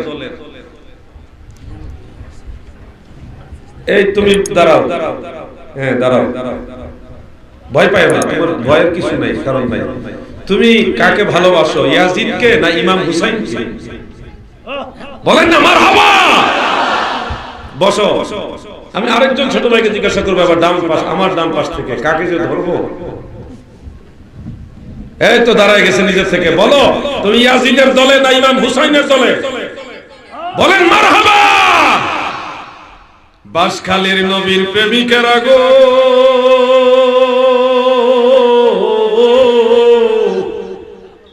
ধন্য তোমরা, এই বাঁশখালীর জমিনে আমার নবীর আওলাদ ইমাম হুসাইনের সৈনিক আছে। এই বাঁশখালীর জমিনে আমার নবীর আওলাদ ইমাম হুসাইনের পক্ষের লোক আছে। ইমাম হুসাইন রুহানি জগৎ থেকে আমাদের দেখতেছেন আর আনন্দে উৎফুল্ল হচ্ছেন, কারণ আমরা গরিব হতে পারি, মদিনায় যাওয়ার তৌফিক আমাদের অনেকের না থাকতে পারে, আমরা দুর্বল হতে পারি, আমরা অভাবী হতে পারি, কিন্তু বুক ভরা হুসাইনের মহব্বত আমাদের সিনার মধ্যে আছে। যুবক ভাইরা গো শোনো, আজকে 1400 বছর পরে কেন জিজ্ঞাসা করছি হুসাইনকে ভালোবাসো কিনা? কেন জিজ্ঞাসা করছি আজকে 1400 বছর পরে কেন ইমাম হুসাইনের মহব্বতের লোক তালাশ করছি? শোনো রে ভাই, কারবালার ময়দানে ইয়াজিদকে তুমি দেখোনি, ইবনে জিয়াদকে তুমি দেখোনি, কিন্তু আজকে 1400 বছর পরেও ইয়াজিদের প্রশংসা মসজিদের মিম্বরে বসে করে এমন লোক তুমি নিশ্চয়ই দেখতেছো, শুনতেছো। আমি ইয়াজিদ খোঁজার জন্য কারবালায় যাই না, যেই লোকটা আমার নবীর আওলাদ পাক পাঞ্জাতনের একজন ইমাম হুসাইনের প্রশংসা করে না, ইয়াজিদের প্রশংসা করে, ইয়াজিদের নামের সাথে রাহমাতুল্লাহ আলাইহি বলে, আবার রাদিয়াল্লাহু আনহু লেখে, আমি তার চেহারার দিকে তাকায়া ভাবি ইয়াজিদ মনে হয় তার মতোই ছিল। নিঃসন্দেহে যে লোকটা ইয়াজিদের প্রশংসা করে সে কারবালার ময়দানে থাকলে ইয়াজিদের পক্ষেই থাকে। আর আমরা গোটা দুনিয়া একদিকে, কিন্তু ইমাম হুসাইনের কদম মুবারক আরেকদিকে হলো, সব ছেড়ে হুসাইনের কদম আমরা জড়ায় ধরবো, ঠিক না ঠিক? তুমি দেখো সারা বাংলায়, সারা পৃথিবীতে যত সুন্নি তারা সবাই ইমাম হুসাইনকে ভালোবাসে। আজ পর্যন্ত আপনারা কোথাও এরকম পেয়েছেন যে সুন্নি দাবি করে কিন্তু হুসাইনকে ভালোবাসে না, ইয়াজিদকে ভালোবাসে? এরকম পেয়েছেন কোথাও? আমি পাইনি। অসম্ভব, কোন সুন্নি ইমাম হুসাইনকে বাদ দিয়ে ইয়াজিদকে ভালোবাসতে পারে না, আমি পাইনি। অসম্ভব এটা। সুন্নি মানে হুসাইনের প্রেমিক, সুন্নি মানে মা ফাতেমার প্রেমিক, সুন্নি মানে মদিনাওয়ালার প্রেমিক, সুন্নি মানে সাহাবীদের প্রেমিক, ঠিক না বেঠে? বন্ধুরা আমার, অনুরোধ করে যাই যুবকদেরকে, সুন্নিয়তের সাথে থাইকো। সুন্নি জামাত এটা কোন পীর সাহেবের বানানো দল না, সুন্নি জামাতেটা মদিনাওয়ালার ঘোষিত জান্নাতি দল। এই ব্যাপারে আমি বহু জায়গায় আলোচনা করেছি। আজকে আপনাদেরকে একটা অল্প সময়ে বলে যাই। সূরা আলে ইমরান 106 নং আয়াত। কত নম্বর? 106 নং আয়াতে আল্লাহ জাল্লা শানুহু তিনি বলেন, ইয়াউমা তাবিয়াদ্দু উজুহুন ওয়া তাসওয়াদ্দু উজুহুন, সেদিন কিছু চেহারা হবে উজ্জ্বল সুন্দর, আর কিছু চেহারা হবে কুৎসিত কালিমাযুক্ত কালো। আল্লাহ বলেন এক শ্রেণীর মানুষের চেহারা হবে উজ্জ্বল, আরেক শ্রেণীর মানুষের চেহারা হবে কালো। দয়াল নবীজি পরিচয় করাচ্ছেন কালো চেহারার লোকগুলি কারা আর সুন্দর চেহারার লোকগুলি হবে কারা।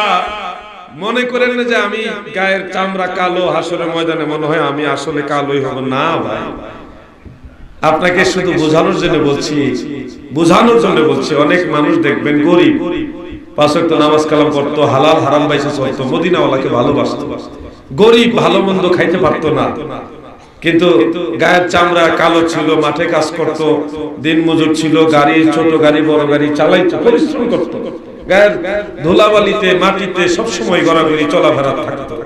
এই মানুষগুলি মারা গেলে কিছু মানুষ দুনিয়াতে চেহারাটা দেখতে তাদের কুশ্রী ছিল, কিন্তু মারা যাওয়ার পরে তাদের চেহারাটা সুন্দর হলুদ হয়ে যায়। এরকম লাশ আপনারা দেখেছেন? আমি অনেকবার দেখেছি। কিছু মানুষ মারা গেলে তাদের চেহারাটা এমনিতে সুন্দর হয়ে যায়।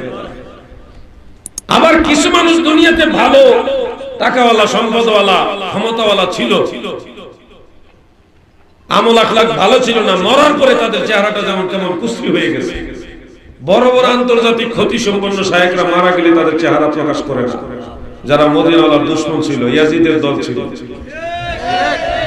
আল্লামা হাশিমি সাহেব হুজুর রাহমাতুল্লাহ আলাইহি, আল্লামা নঈমি সাহেব রাহমাতুল্লাহ আলাইহি, ওনারা ইন্তেকাল করার পরে চেহারাটা এত সুন্দর হয়েছে, সারা বিশ্বের মানুষ দেখছে যে এটাই হলো জান্নাতি মানুষের চেহারা। ঠিক না বেঠিক?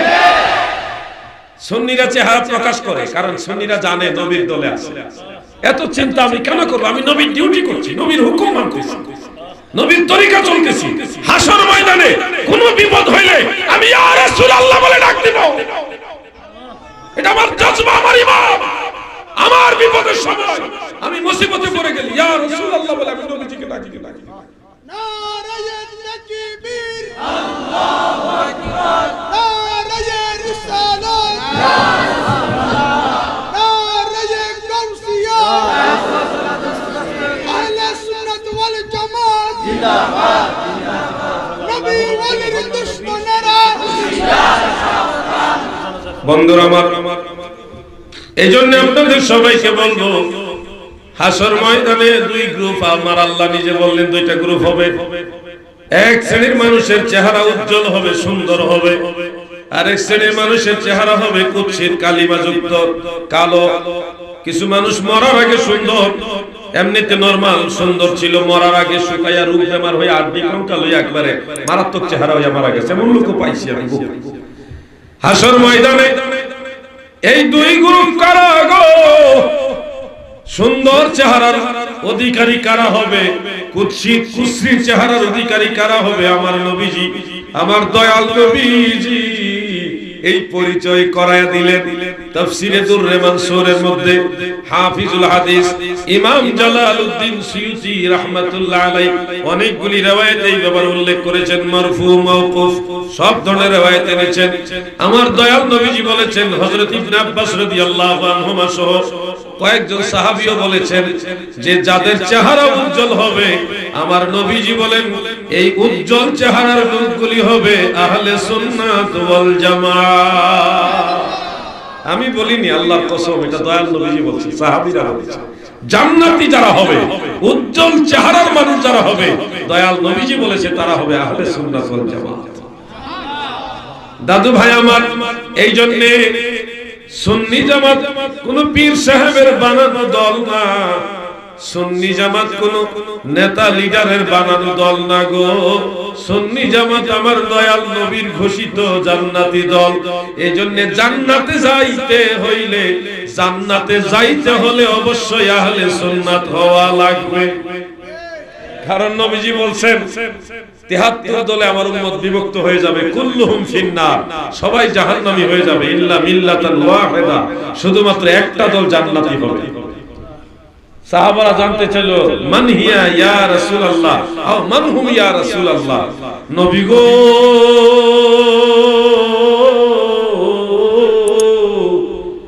যে একটা দল জান্নাতি এরা কারা?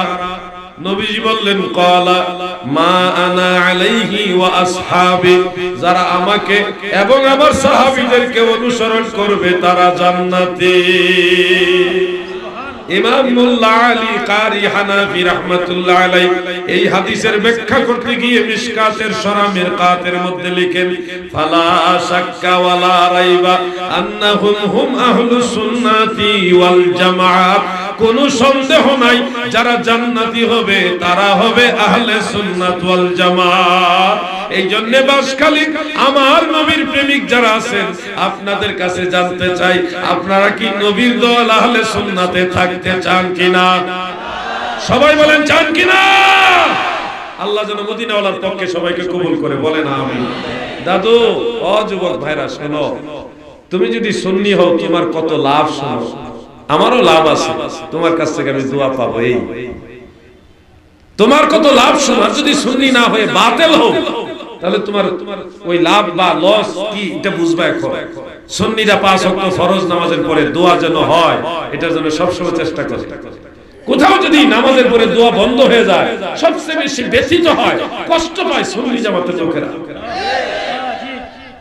তারাই বলে থাকে এই হুজুরটা দোয়া করে না, নামাজের পরে দোয়া করে না, নামাজ নিয়ে ইখতিলাফ আসে না, নামাজ তো সবাই চায় না, সবাই পড়ে, কিন্তু নামাজের পরে দোয়া করলে খুশি হয় সুন্নিরা, আর নামাজের পরে দোয়া বন্ধ হলে খুশি হয় বাতিলরা। ঠিক না বেটে? এটা হলো 5 ওয়াক্ত ফরজ নামাজের কথা বলতেছি। ফরজ নামাজের পরে দোয়া, সুন্নাত পরে দোয়া, নফল নামাজ পরে দোয়া, ফাতিহা শরীফ পরে দোয়া, তাসবিহ তাহলিল পরে দোয়া, কোরআন তিলাওয়াত করে দোয়া, দুরূদ শরীফ পরে দোয়া, মিলাদ শরীফ পরে দোয়া, কিয়াম শরীফ পরে দোয়া।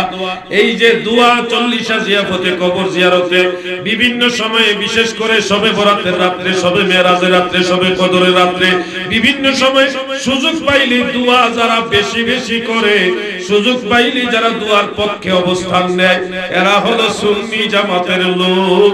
আর দোয়া যুগ যুগ ধরে যারা দোয়া বন্ধ করতে চেয়েছে, এরা কেউ সুন্নি জামাতের লোক না।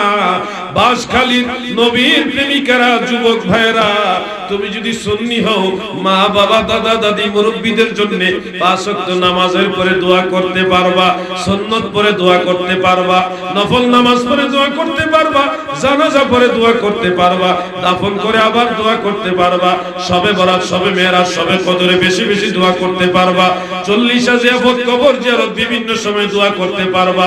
সুন্নি হইলে সবগুলি দোয়া নিজেরাও করতে পারবা। তোমরা যদি মারা যাও, তোমাদের আপনজনরাও দোয়া করবে, যেহেতু তোমরা সুন্নি। যদি সুন্নি না হও, নামাজের পরে, জানাজার পরে, দাফনের পরে, 40 জিয়ারতে, শবে বরাতে, শবে মেরাজ, মিলাদ শরীফের পরে বিভিন্ন সময় দোয়াগুলি পাবা কিনা যথেষ্ট সন্দেহ আছে। কারণ যারা সুন্নি না, যারা বাতিল, এরা আসলে মিলাদ শরীফে মানে না, দোয়া করব কেমনে? এরা তো শবে বরাতের রোজা নামাজই মানে না, আর দোয়া করব কোন সময়? শবে বরাতের রোজা নামাজ স্পেশালি এটাই মানে না, আর দোয়া করব কোন সময়? এজন্য বলি, দোয়ার পক্ষে যদি আপনারা কি দোয়া চাননি, আগে এটা বুঝে নিন। সবাই দোয়া চান? কারা কারা দোয়া চান একটু হাত উঠান তো দেখি। আল্লাহ, তোমার বান্দারা দোয়া চায়, তোমার হাবিবের খাতিরে এই সবগুলি মানুষকে দোয়ার পক্ষে কবুল করো, বলেন আমিন। হাত নামান। প্রিয় ভাইরা, দোয়া যারা চান তারা সুন্নি জামাতের সাথে থাকবেন। আর যদি বলেন আমার দোয়া টোয়া লাগবে না, তো যেদিকে মন সেদিকে চান, আমার হ্যাঁ, এই মাসালা টান দিলে তো অনেক সময় লাগবে। আমি কিছু মাসালার উত্তর দিব ইনশাআল্লাহ, কারণ আমার মন চাইতেছে না শর্ট করতে, কিন্তু পরিস্থিতির শিকার হয়ে গেছে। আমাকে কেটে কয়েকটা টুকরা করলে ভালো ছিল।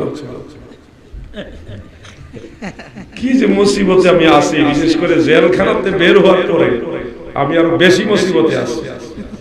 সারা দেশ থেকে সমস্ত সুন্নি ভাইয়ের আমাকে নিয়ে টানাটানি। আমি কি করব? আমি একলা মানুষ, আমি কি করব বলে। উনার ডাকে গেলে উনি বেজার, আমার ডাকে আসলো না, আমি তো সময় পাচ্ছি না, কি করব? উনার ডাকে গেলে উনি বেজার, উনার ডাকে গেলে উনি বেজার, কি করব? আমি একা মানুষ। তবে আমার মনে হয় আমাদের একটু ধৈর্য ধারণ করতে হবে। শুধু একজন আলাউদ্দিন জিহাদি ময়দানে কাজ করবে এরকম নয়, ঘরে ঘরে আলাউদ্দিন জিহাদি তৈরি করতে হবে। ঘরে ঘরে যখন নবীর সেনা থাকবে, সারা বাংলায় সারা বিশ্বে নবীর হুসাইনের জজবার পতাকা, সুন্নিয়তের পতাকা পাত পাত করে উঠবে, ঠিক না বেঠে? এই দিকে আপনারা একটু দায়িত্ব নেন। সব প্রশ্নের উত্তর আমি দিতে পারবো না, তবে আমি এলান দিচ্ছি, মাহবুব, মনির, তোমরা সবার কাছে যাইবা। আমার লেখা কয়েকটা বই আছে।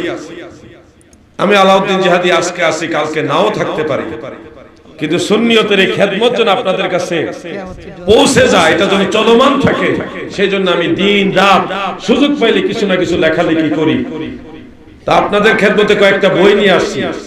এই বইগুলি নিয়ে আপনাদের কাছে আসবে। কোনটা জানাজার নামাজের পরে দোয়ার পক্ষে, কোনটা ফরজ নামাজের পরে দোয়ার পক্ষে, কোনটা 40 জিয়াফতের পক্ষে, কোন বই মিলাদ কিয়ামের বই, কোনটা শবে বরাত শবে মেরাজের, কোনটা নবীজির নূরের তৈরি এই ব্যাপারে, কোনটা নবীজির ইলমে গায়েব হাজির নাজিরের পক্ষে, বিভিন্ন বিষয়ে বই নিয়ে আসতেছে। কোনটার দাম 100 টাকা, কোনটা 50 টাকা, আর 150 টাকা আছে একটা বই, আরেকটা আছে 250 টাকা। বাকি নামাজের একটা বই আছে, প্রিয় নবীজির সালাত। লামাযহাবীরা এখন লেডিস মার্কা নামাজ শুরু করে দিয়েছে, এইভাবে নামাজ পড়ে আর আমিন জোরে বলে বারবার খালি ইটা করে এই লম্বা সরায় দাঁড়ায়, তাশাহুদে আঙ্গুল খালি ভাবে নাচায়। তারাবি নামাজ 8 রাকাত পড়ে, বেতের নামাজ বানাইছে 1 রাকাত। কি যে একটা মুসিবতে! এদের নাম নাকি আহলে হাদিস, আসলে এরা আহলে হাদিস না, আহলুল হাদিস না, আগের যুগের মুহাদ্দিসিন আইম্মাই কেরাম।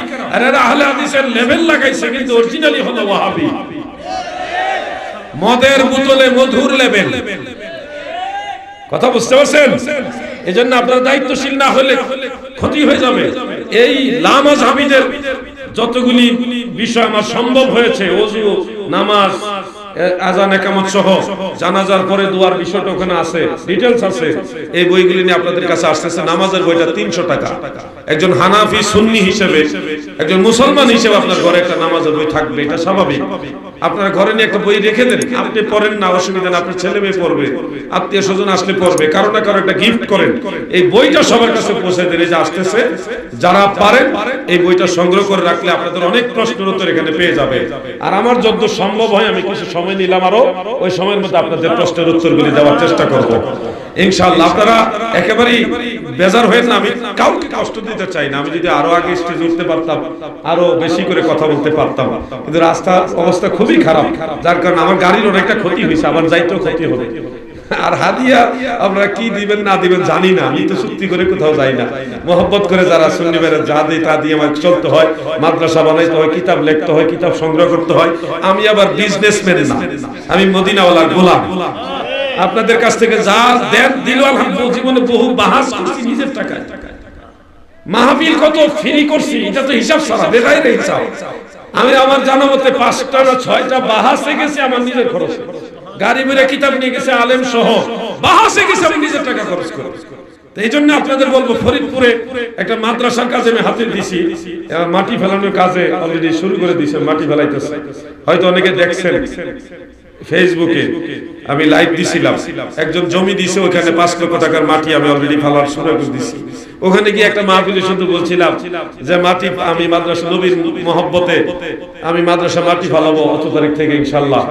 সুন্নি মাদ্রাসা হবে, ইমাম হুসাইনের পক্ষের মাদ্রাসা, আহলে সুন্নাতের মাদ্রাসা। আমি মাটি ফেলানোর কাজে হাত দিলাম। আপনারা কি নবীর পক্ষে, ওখানে বলছিলাম, আপনারা কি নবীর পক্ষে এক মুঠ মাটি দেওয়ার তৌফিক রাখেন না? সবাই চিল্লান ধরছে, অবশ্যই দিব। তখন মানুষের টাকার বস্তা দিয়েছে, উপস্থিত প্রায় 42,000 টাকার উপরে মানুষ দিয়েছে। আমি কিন্তু কারো কাছে টাকা চাই নাই, এই জন্য আপনার কাছে দোয়া চাই। সারা বাংলাদেশে ন্যূনতম গাউসে পাকের মহব্বতে আমি 11টা মাদ্রাসার কাজ হাতে নিচ্ছি, একটা করে পর্যায়ক্রমে চলবে। এই যে ফরিদপুরে মাদ্রাসা কাজ চলতেছে, আর নরসিংদীতে আমি জায়গা জমি দেখতেছি, দাম দর চলতেছে, ওইটা আবার পুরো জমিটা কিনতে হবে, অনেক টাকার ব্যাপার। তো যাই হোক, আমার জন্য দোয়া করবেন। আমি যতদিন বেঁচে থাকবো নবীর পক্ষে বাঁচবো, আর যদি মরতেও হয় নবীর পক্ষে মরবো। এটা আমার শেষ কথা। জান দিয়ে দিব, ঈমান দিব না। জান গেলে জান পাওয়া যাবে, ঈমান গেলে ঈমান পাওয়া যাবে। জান গেলে জান পাওয়া যাবে কেমনে? মরে গেলে রূহ ফেরত দিবে, আখিরাতে জীবন দিবে। আমি আবার জীবন ফিরে পাবো, দুনিয়াতে পাবো না, আখিরাতে পাবো। জান গেলে জান পাবো মানে রূহ গেলে রূহ আমাকে ফেরত দেওয়া হবে, কবরও দিবে, আখিরাতও দিবে। কিন্তু ঈমান যদি চলে যায়, বেঈমান হয়ে যদি মরি, আমার আর ঈমান ফেরত পাবো। এইজন্য আমি কয়েকটা প্রশ্ন সংক্ষেপে নিচ্ছি ইনশাআল্লাহ। যাদের বই লাগবে সংগ্রহ করে রেখে দেন। আর একটু জিকির করেন, ইসমে জাত আল্লাহ আল্লাহ আল্লাহ আল্লাহ আল্লাহ আল্লাহ আল্লাহ। মানুষের মধ্যে কত মহব্বত দেখছেন, অতুলনীয়, মাশাআল্লাহ। ওই যে একটা মাজুর ছেলে ছিল, হ্যাঁ, শেষে শেষে হাতে স্যার করছে, হাতে বের মুক্তি চাই, কি মহব্বত। আল্লাহ আল্লাহ। আমি ওনার সাথে দেখা করছি। আল্লাহ আল্লাহ আল্লাহ আল্লাহ। ওই যে দেখা করতে আসছিলাম না, প্রায় 2 লাখ টাকার তেল গ্যাস খরচ হয়েছে আমার নিজের। আমি সবার সাথে দেখা করতে গেছি। আল্লাহ আল্লাহ আল্লাহ। জোরে জোরে আল্লাহ আল্লাহ আল্লাহ আল্লাহ আল্লাহ আল্লাহ আল্লাহ আল্লাহ আল্লাহ আল্লাহ আল্লাহ আল্লাহ আল্লাহ আল্লাহ আল্লাহ। জিকির করেন না, ব্যাটারি দুর্বল নাকি আপনারা? আল্লাহ আল্লাহ আল্লাহ, মাশাআল্লাহ। আল্লাহ আল্লাহ আল্লাহ আল্লাহ আল্লাহ আল্লাহ আল্লাহ আল্লাহ। লা ইলাহা ইল্লাল্লাহু মুহাম্মাদুর রাসূলুল্লাহ সাল্লাল্লাহু আলাইহি ওয়া আলিহি ওয়া সাল্লাম। ও, এটা মনে কর্তৃপক্ষ দিছিল, আমি খেয়াল করিনি তো। আর প্রশ্ন এসেছে, প্রশ্ন না, এটা একটা ইয়ে ছিল কর্তৃপক্ষের পক্ষ থেকে, যে হযরত আবু বকর সিদ্দিক রাদিয়াল্লাহু তাআলা আনহু এর শানে কিছু বলার জন্য। সিদ্দিকে আকবর রাসূল পাকের ইহকালেরও সাথী, একেবারে পরকালেরও সবচেয়ে কাছের সাথী।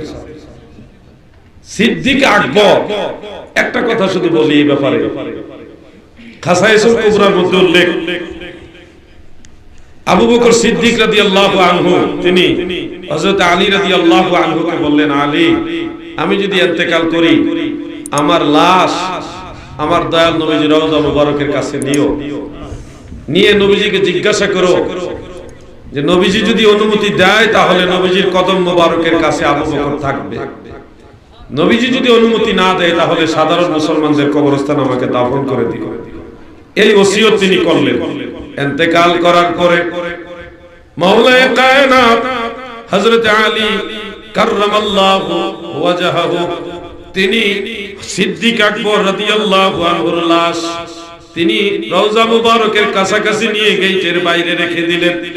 ডেকে ডেকে বলতেছে, ইয়া রাসূলুল্লাহ, নবী গো,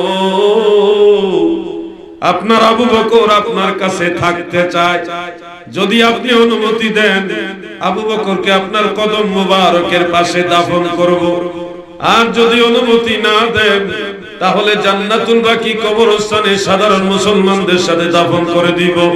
এই কথা হযরত আলী রাদিয়াল্লাহু আনহু তিনি রওজা মুবারকের পাশে দাঁড়ায়া দাঁড়ায়া বললেন। হঠাৎ তাকায় দেখে রওজা মুবারকের কাছাকাছি যে ছোট একটা গেট, এই গেটের দরজাগুলি অটোমেটিক, এমনিতেই কোনো লোক ছাড়া এমনিতেই খুলে গেল।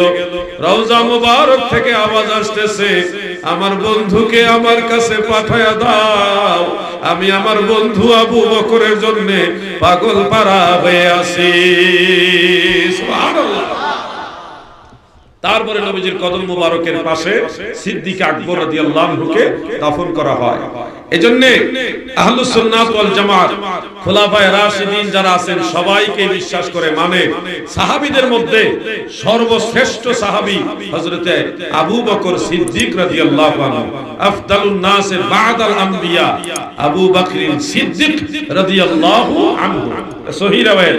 সিদ্দিক আকবরের সাথে বেয়াদবি করে মাওলা আলীর প্রশংসা যারা করে, এখানে কিছু ভেজাল বোঝা যায়। যারা সুন্নি তারা সিদ্দিক আকবরকে মাথার তাজ হিসেবে মানে, মাওলা আলীকেও মাথার তাজ হিসেবে মানে। এক এক সাহাবী এক এক ভাবে মদিনাওয়ালার কাছে সম্মানিত, কাউকে ছোট নজরে দেখা যাবে। কিন্তু সাহাবীদের মধ্যে দল মত নির্বিশেষে সবাই, সব সাহাবীদের মধ্যে আবু বকর সিদ্দিক যে সম্মানীয় এটা সবাই মেনে নিয়েছে। ওখানে নিয়ে কোন ধরনের ইখতিলাফ করার সুযোগ, সব সাহাবীরা সিদ্দিক আকবরকে সম্মান করত। এবং কি নবীজি যেদিন ইন্তেকাল শরীফ করবেন সেদিন নবীজি আবু বকর সিদ্দিককে দিয়ে ইমামতি করাইছে, সব সাহাবীদের ইমামতি করাইছে। এই ব্যাপারে আলোচনা টান দিলে একটা সময় লেগে যাবে। সহিহ বুখারীর মধ্যে উল্লেখ আছে, আমি একটু চুপ বলি। রাসূল পাক সাল্লাল্লাহু আলাইহি সাল্লাম খুব অসুস্থ।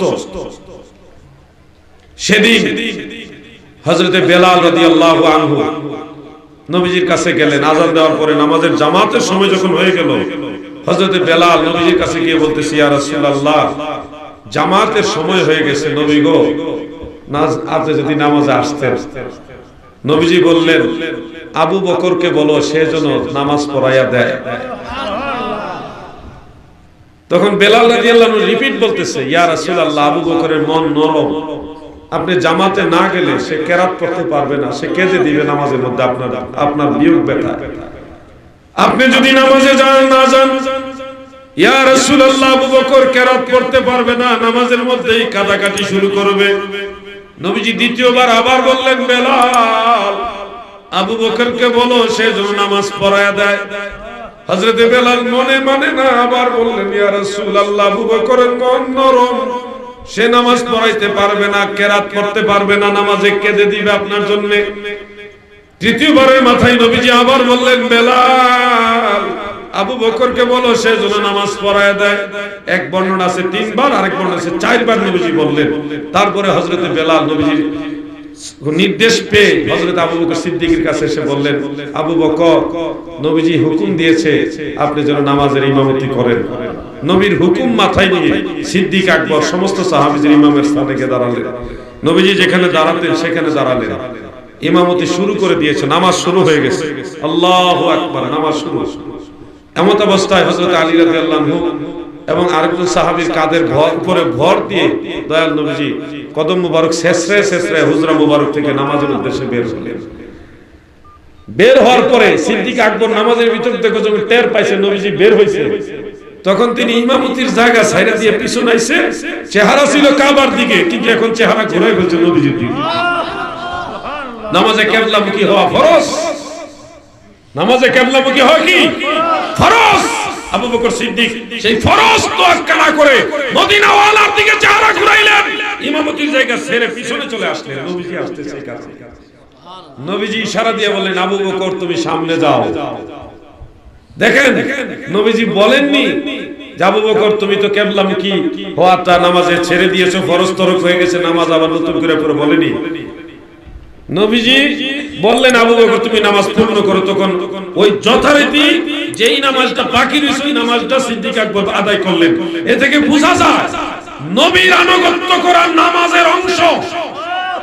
নামাজের ভিতরেও যদি কেউ নবীর আনুগত্য করে সেটাও নামাজের অংশ হিসেবে বিবেচ্য। সুবহানাল্লাহ বলেন। নবী কাবারও কাবা, নবীর দিকে চেহারা ঘুরাইলে কিবলামুখী হয়, তা মিস হয় না, কারণ কাবারও কাবা মুহাম্মাদুর রাসূলুল্লাহ সাল্লাল্লাহু আলাইহি ওয়াসাল্লাম। নবীজিকে চিনতে হবে। নবী চিনার মতো যদি চোখ না থাকে, ঈমানের চোখে তোমার মানে ঝংকার পড়ে। আল্লাহ তোমাদের সবাইকে মদিনামুখী, মদিনাওয়ালামুখী করে দেন, বলেন আমিন।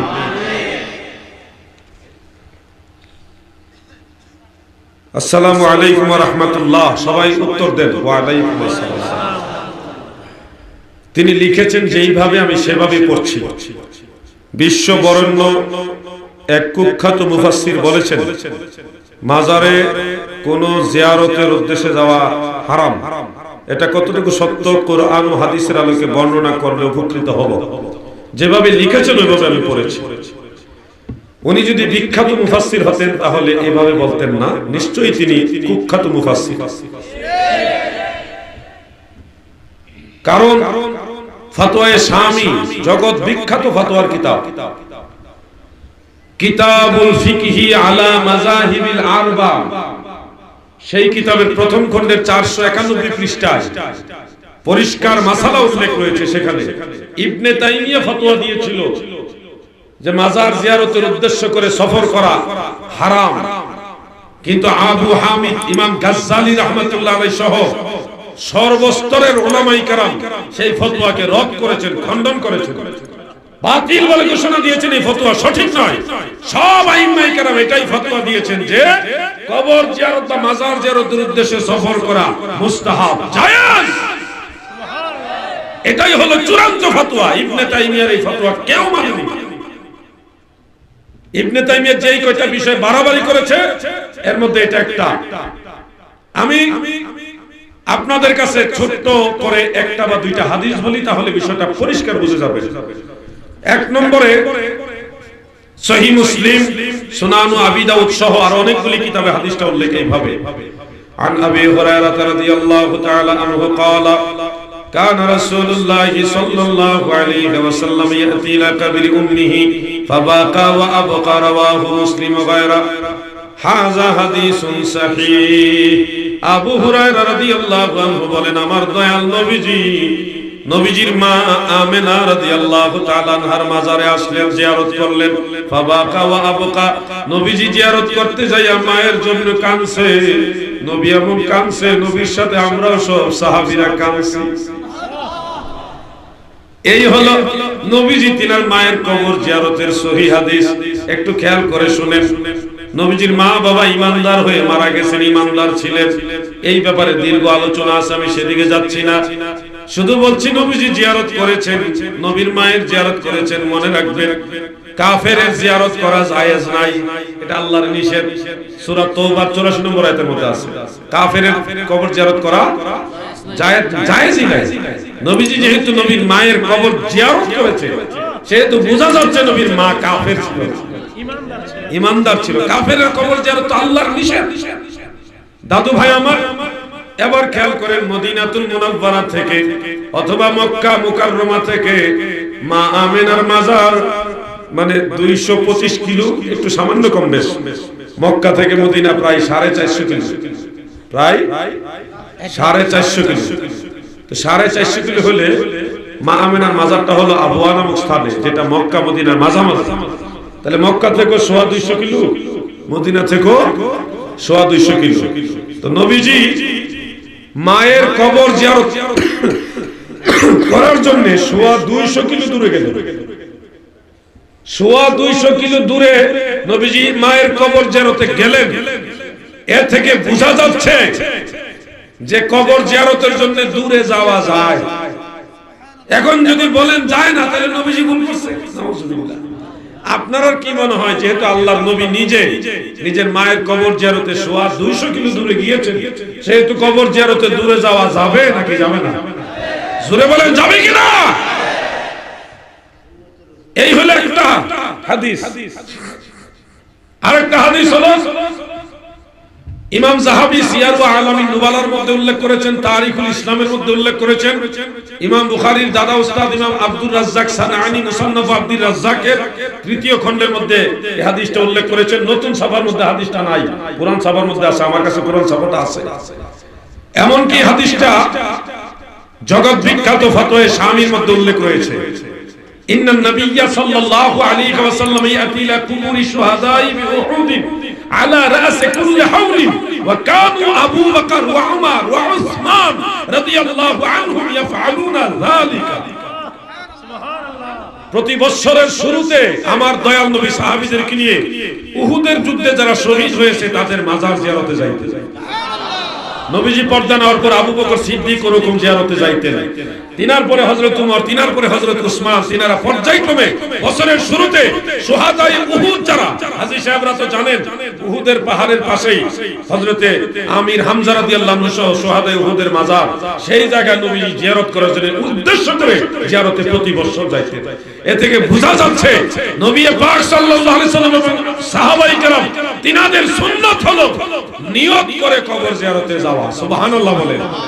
এটা মুস্তাহাব পর্যায়ের সুন্নাহ, জায়েজ আছে। যারা নাজায়েজ বলেন তাদেরও দলিল আছে। কি দলিলটা শুনে?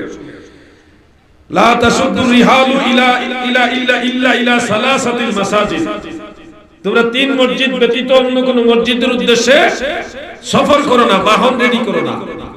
এখানে যে ইল্লা হরফে ইস্তিসনা, সালাসাতিল মাসাজিদ মুস্তাসনা, আর মুস্তাসনায়ে মিনহু এখানে উজ্জ্বল উল্লেখ নাই, সাইলেন্ট আছে, গোপন।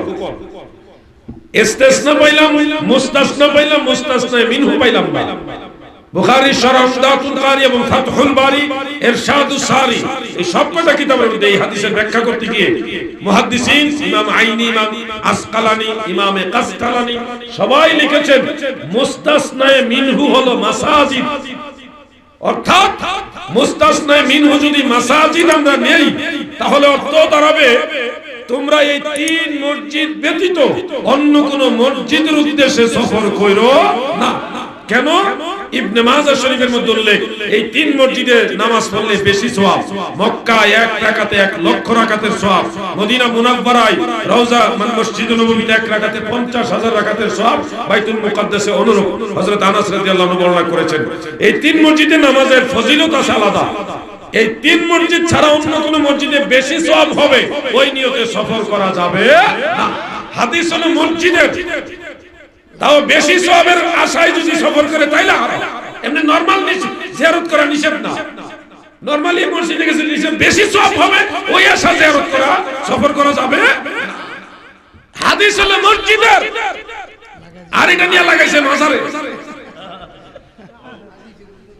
এখন যদি বলেন সব সময় তিন মসজিদ ছাড়া কোথাও সফর করা যাবে না, হারাম, এই ফতোয়া যদি দেন, তো যেই মাওলানা সাহেব, যে বক্তা সাহেব ফতোয়া দিচ্ছেন, উনিও তো ঢাকা থেকে সফর করে বাসখালী আসছেন।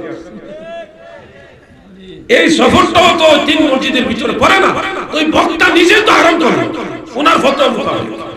কথা বুঝছেন না ভাইজান?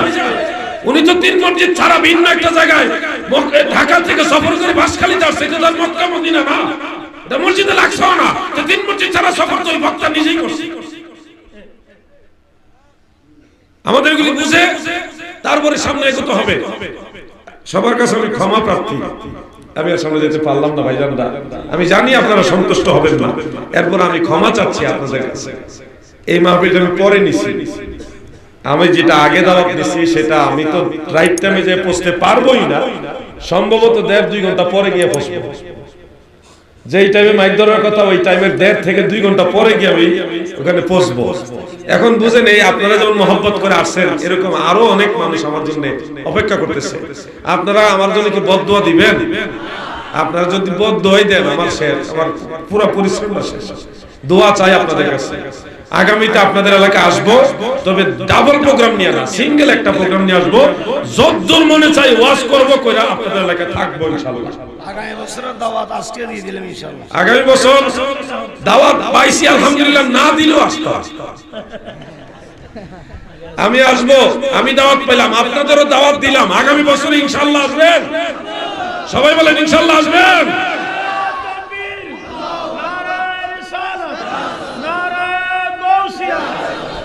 এই জন্য আমি আপনাদের কাছ থেকে বিদায় নিলাম।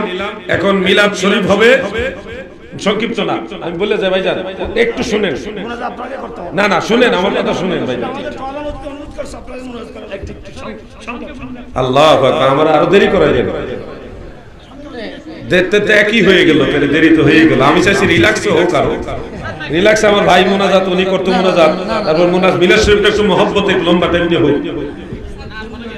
মিলাদ ছড়ি দেন না। আচ্ছা তো দাঁড়ান। ইয়া নবী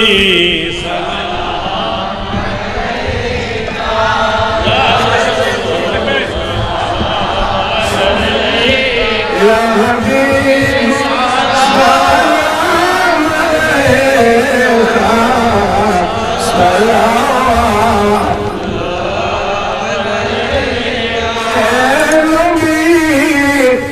আপনার বিরহে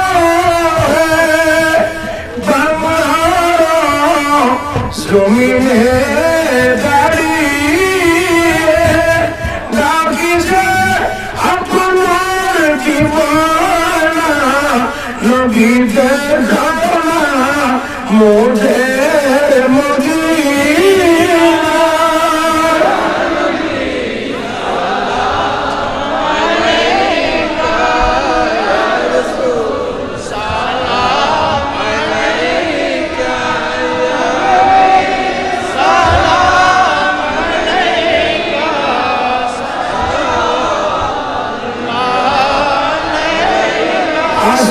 আসমানের উপরে সবুজ জায়গায় জমিনের গভীরতায়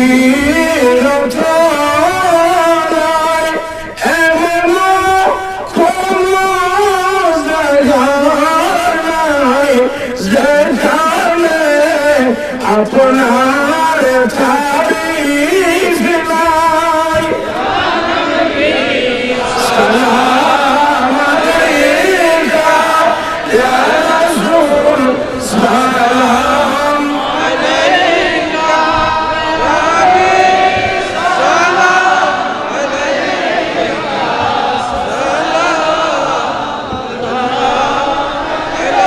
হাসরের ময়দানে যাবে কণ্ঠ সব শুকিয়ে যাবে, হযরত কৌসার রফানি খোঁজেন মোদের নসিবে। ইয়া হাবিব, সালাম ইয়া রাসূল, সালাম আলাইকা ইয়া হাবিব,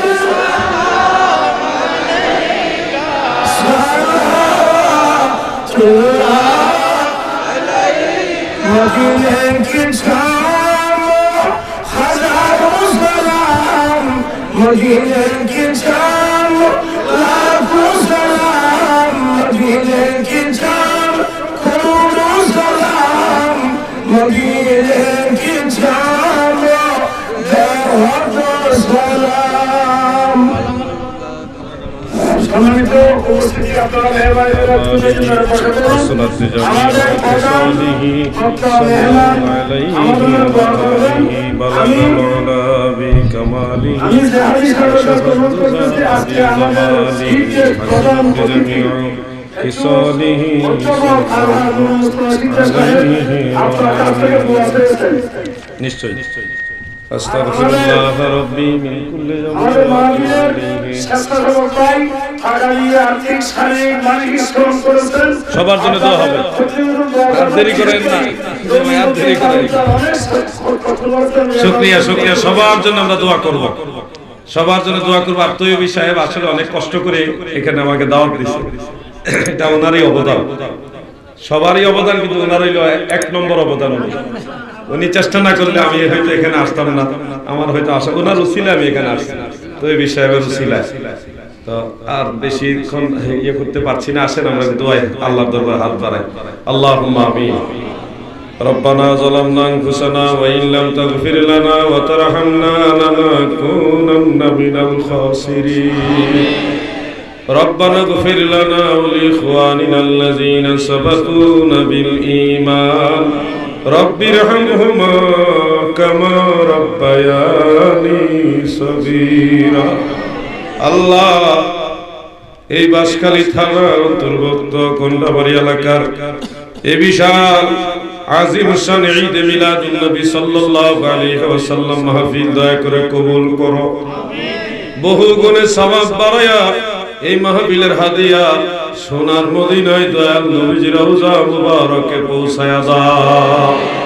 तमाम সাহাবায়ে کرام শুহাদায়ে کرام আহলে বাইতুর হুজুর শুহাদায়ে কারবালা, চার মাযহাবের ইমামগণ, চার তরিকার আইম্মায়ে کرام, হুজুর গাউসে পাক আব্দুল কাদের জিলানী রাহিমাহুল্লাহু তাআলা, খাজা গরিব নওয়াজ, খাজা বাহাউদ্দিন নকশবন্দ, হযরত মুজাদ্দিদ আল ফিসানি, হযরত শাহজালাল ইয়ামানি, ইমাম আহলে সুন্নাত আলা হযরত আহমদ রেজা খান ফাজিল বিরলভী রাহিমাহুল্লাহ, হযরত আবেদ শাহ মাদানী রাহমাতুল্লাহ আলাইহি, শের বাংলা রাহমাতুল্লাহ আলাইহি, আওলাদ রাসূল তৈয়ব শাহ হুজুর রাহমাতুল্লাহ আলাইহি, সৈয়দ আহমদ সিরকুটি রাহমাতুল্লাহ আলাইহি। আল্লাহ, এই এলাকার আমতলায় বাসতলায় অনেক আউলিয়া কেরাম মাজার পানে শুয়ে আছেন। আমার দয়াল পীর দস্তগীর খাজা বাবা শাহ সুফি ফরিদপুরি কেবলা জান হুজুর সহ সমস্ত ওলিয়া উলিয়াদের আরওয়াহ পাকে হাদিয়া নজরানা পৌঁছায়া দাও। আল্লাহ গো, আমরা যারা হাত বাড়াইলাম আমাদের অনেকের মা নাই, অনেকের বাবা নাই গো আল্লাহ। এই জনমের বিদায় লইয়া যার বাবা ছোট্ট একটা কবরের মধ্যে মাটির ঘরে শুয়ে রয়েছে, জানি না মা কেমন আছে, জানি না বাবা কবরে কেমন আছে। ফরিয়াদ তোমার দরবারে, আমাদের মা বাবাকে মাফ করে দাও আল্লাহ। আমাদের মা বাবার কবর জান্নাতের বাগান বানায়া দাও আল্লাহ। যাদের মা বাবা বেঁচে আছে সুস্থ রেখে নেক হায়াত বাড়ায়া দাও। সকলের দাদা দাদি নানা নানি ভাই বোন আপনজন প্রিয়জন আত্মীয় স্বজন পীর ভাই পীর বোন জাকের ভাই জাকের বোন এই এলাকার কবরস্থানে যত মুমিন মুসলমান এলাকাবাসী কবরবাসী হয়ে গেছে সবাইকে মাহফিলের উসিলায় ক্ষমা করে দাও আল্লাহ। অনেকে অসুস্থ বেমারি রোগে বেমার আক্রান্ত, দয়া করে সবাইকে সুস্থ করে হায়াত বাড়ায়া দাও। মাহফিলের প্রধান অতিথি অধ্যাপক জনাব নুরুল মুস্তাফা সাহেব দোয়া চেয়েছেন, ওলামায়ে কেরাম অনেক মা বোনেরা অনেক ভাইরা বাবাজিরা দোয়া চেয়েছেন। সকলের দরখাস্ত তুমি দয়া করে কবুল করো আল্লাহ। আল্লাহ এলাকার সমস্ত মুমিন মুসলমানদেরকে দয়া করে কবুল করো। সবাইকে পেরেশানি থেকে মুক্তি দাও, অভাব অনটন দূর করে দাও, ঋণ পরিশোধ করার তৌফিক দাও। যারা লেখাপড়া করে মেধা শক্তি বাড়ায় দাও আল্লাহ। যুবকদেরকে দয়া করে জাতির আদর্শবান সন্তান হিসেবে কবুল করো। প্রতিটা যুবক ছেলের ভবিষ্যৎ জীবন উজালা করো আল্লাহ। পর্দার আড়ালে মা বোনেরা যারা দোয়ার জন্য হাত বাড়াইছেন সকল মা বোনের দিলের নেক আশাগুলি পূর্ণ করে দাও আল্লাহ। দেশের বাহিরে প্রবাসে যারা আছেন প্রবাসী ভাইদেরকে সহি সালামতে রহমতের চাদরে নিচে রাখো আল্লাহ। টাকা পয়সা শ্রম দিয়ে বুদ্ধি দিয়ে যে যেভাবে মাহফিল সাজাইছে সবার দান সহযোগিতা কবুল করো। যে যে নিয়তে মাহফিলে সাহায্য করেছেন সকলের দিলের নেক আশাগুলি পূর্ণ করে দাও আল্লাহ। মাওলানা তৈয়বী ভাই সহ আরো যারা ওলামায়ে কেরাম হাত বাড়াইছে সবাইকে ওয়ারাসাতুল আম্বিয়া হিসেবে কবুল করো আল্লাহ। এই এলাকার উপরে খাস রহমত দেও আল্লাহ। আল্লাহ বিশেষ করে জনাব কফিলউদ্দিন সাহেব দোয়া চেয়েছেন, আল্লাহ দরখাস্ত কবুল করো। যারা বেমারে যে যে নিয়তে দরখাস্ত দিছে আল্লাহ সকলের নিয়ত পুরা করে দাও। সারা বাংলাদেশকে শান্তির দেশ হিসেবে কবুল করো। সারা বিশ্বের মুসলমানদেরকে হেফাজত করো। সুবহান রাব্বিকা রাব্বিল ইজ্জাতি আম্মা ইয়াসিফুন ওয়া সালামুন আলাল মুরসালিন ওয়ালহামদুলিল্লাহি রাব্বিল আলামিন বিহাক্কি লা ইলাহা ইল্লাল্লাহু মুহাম্মাদুর রাসূল।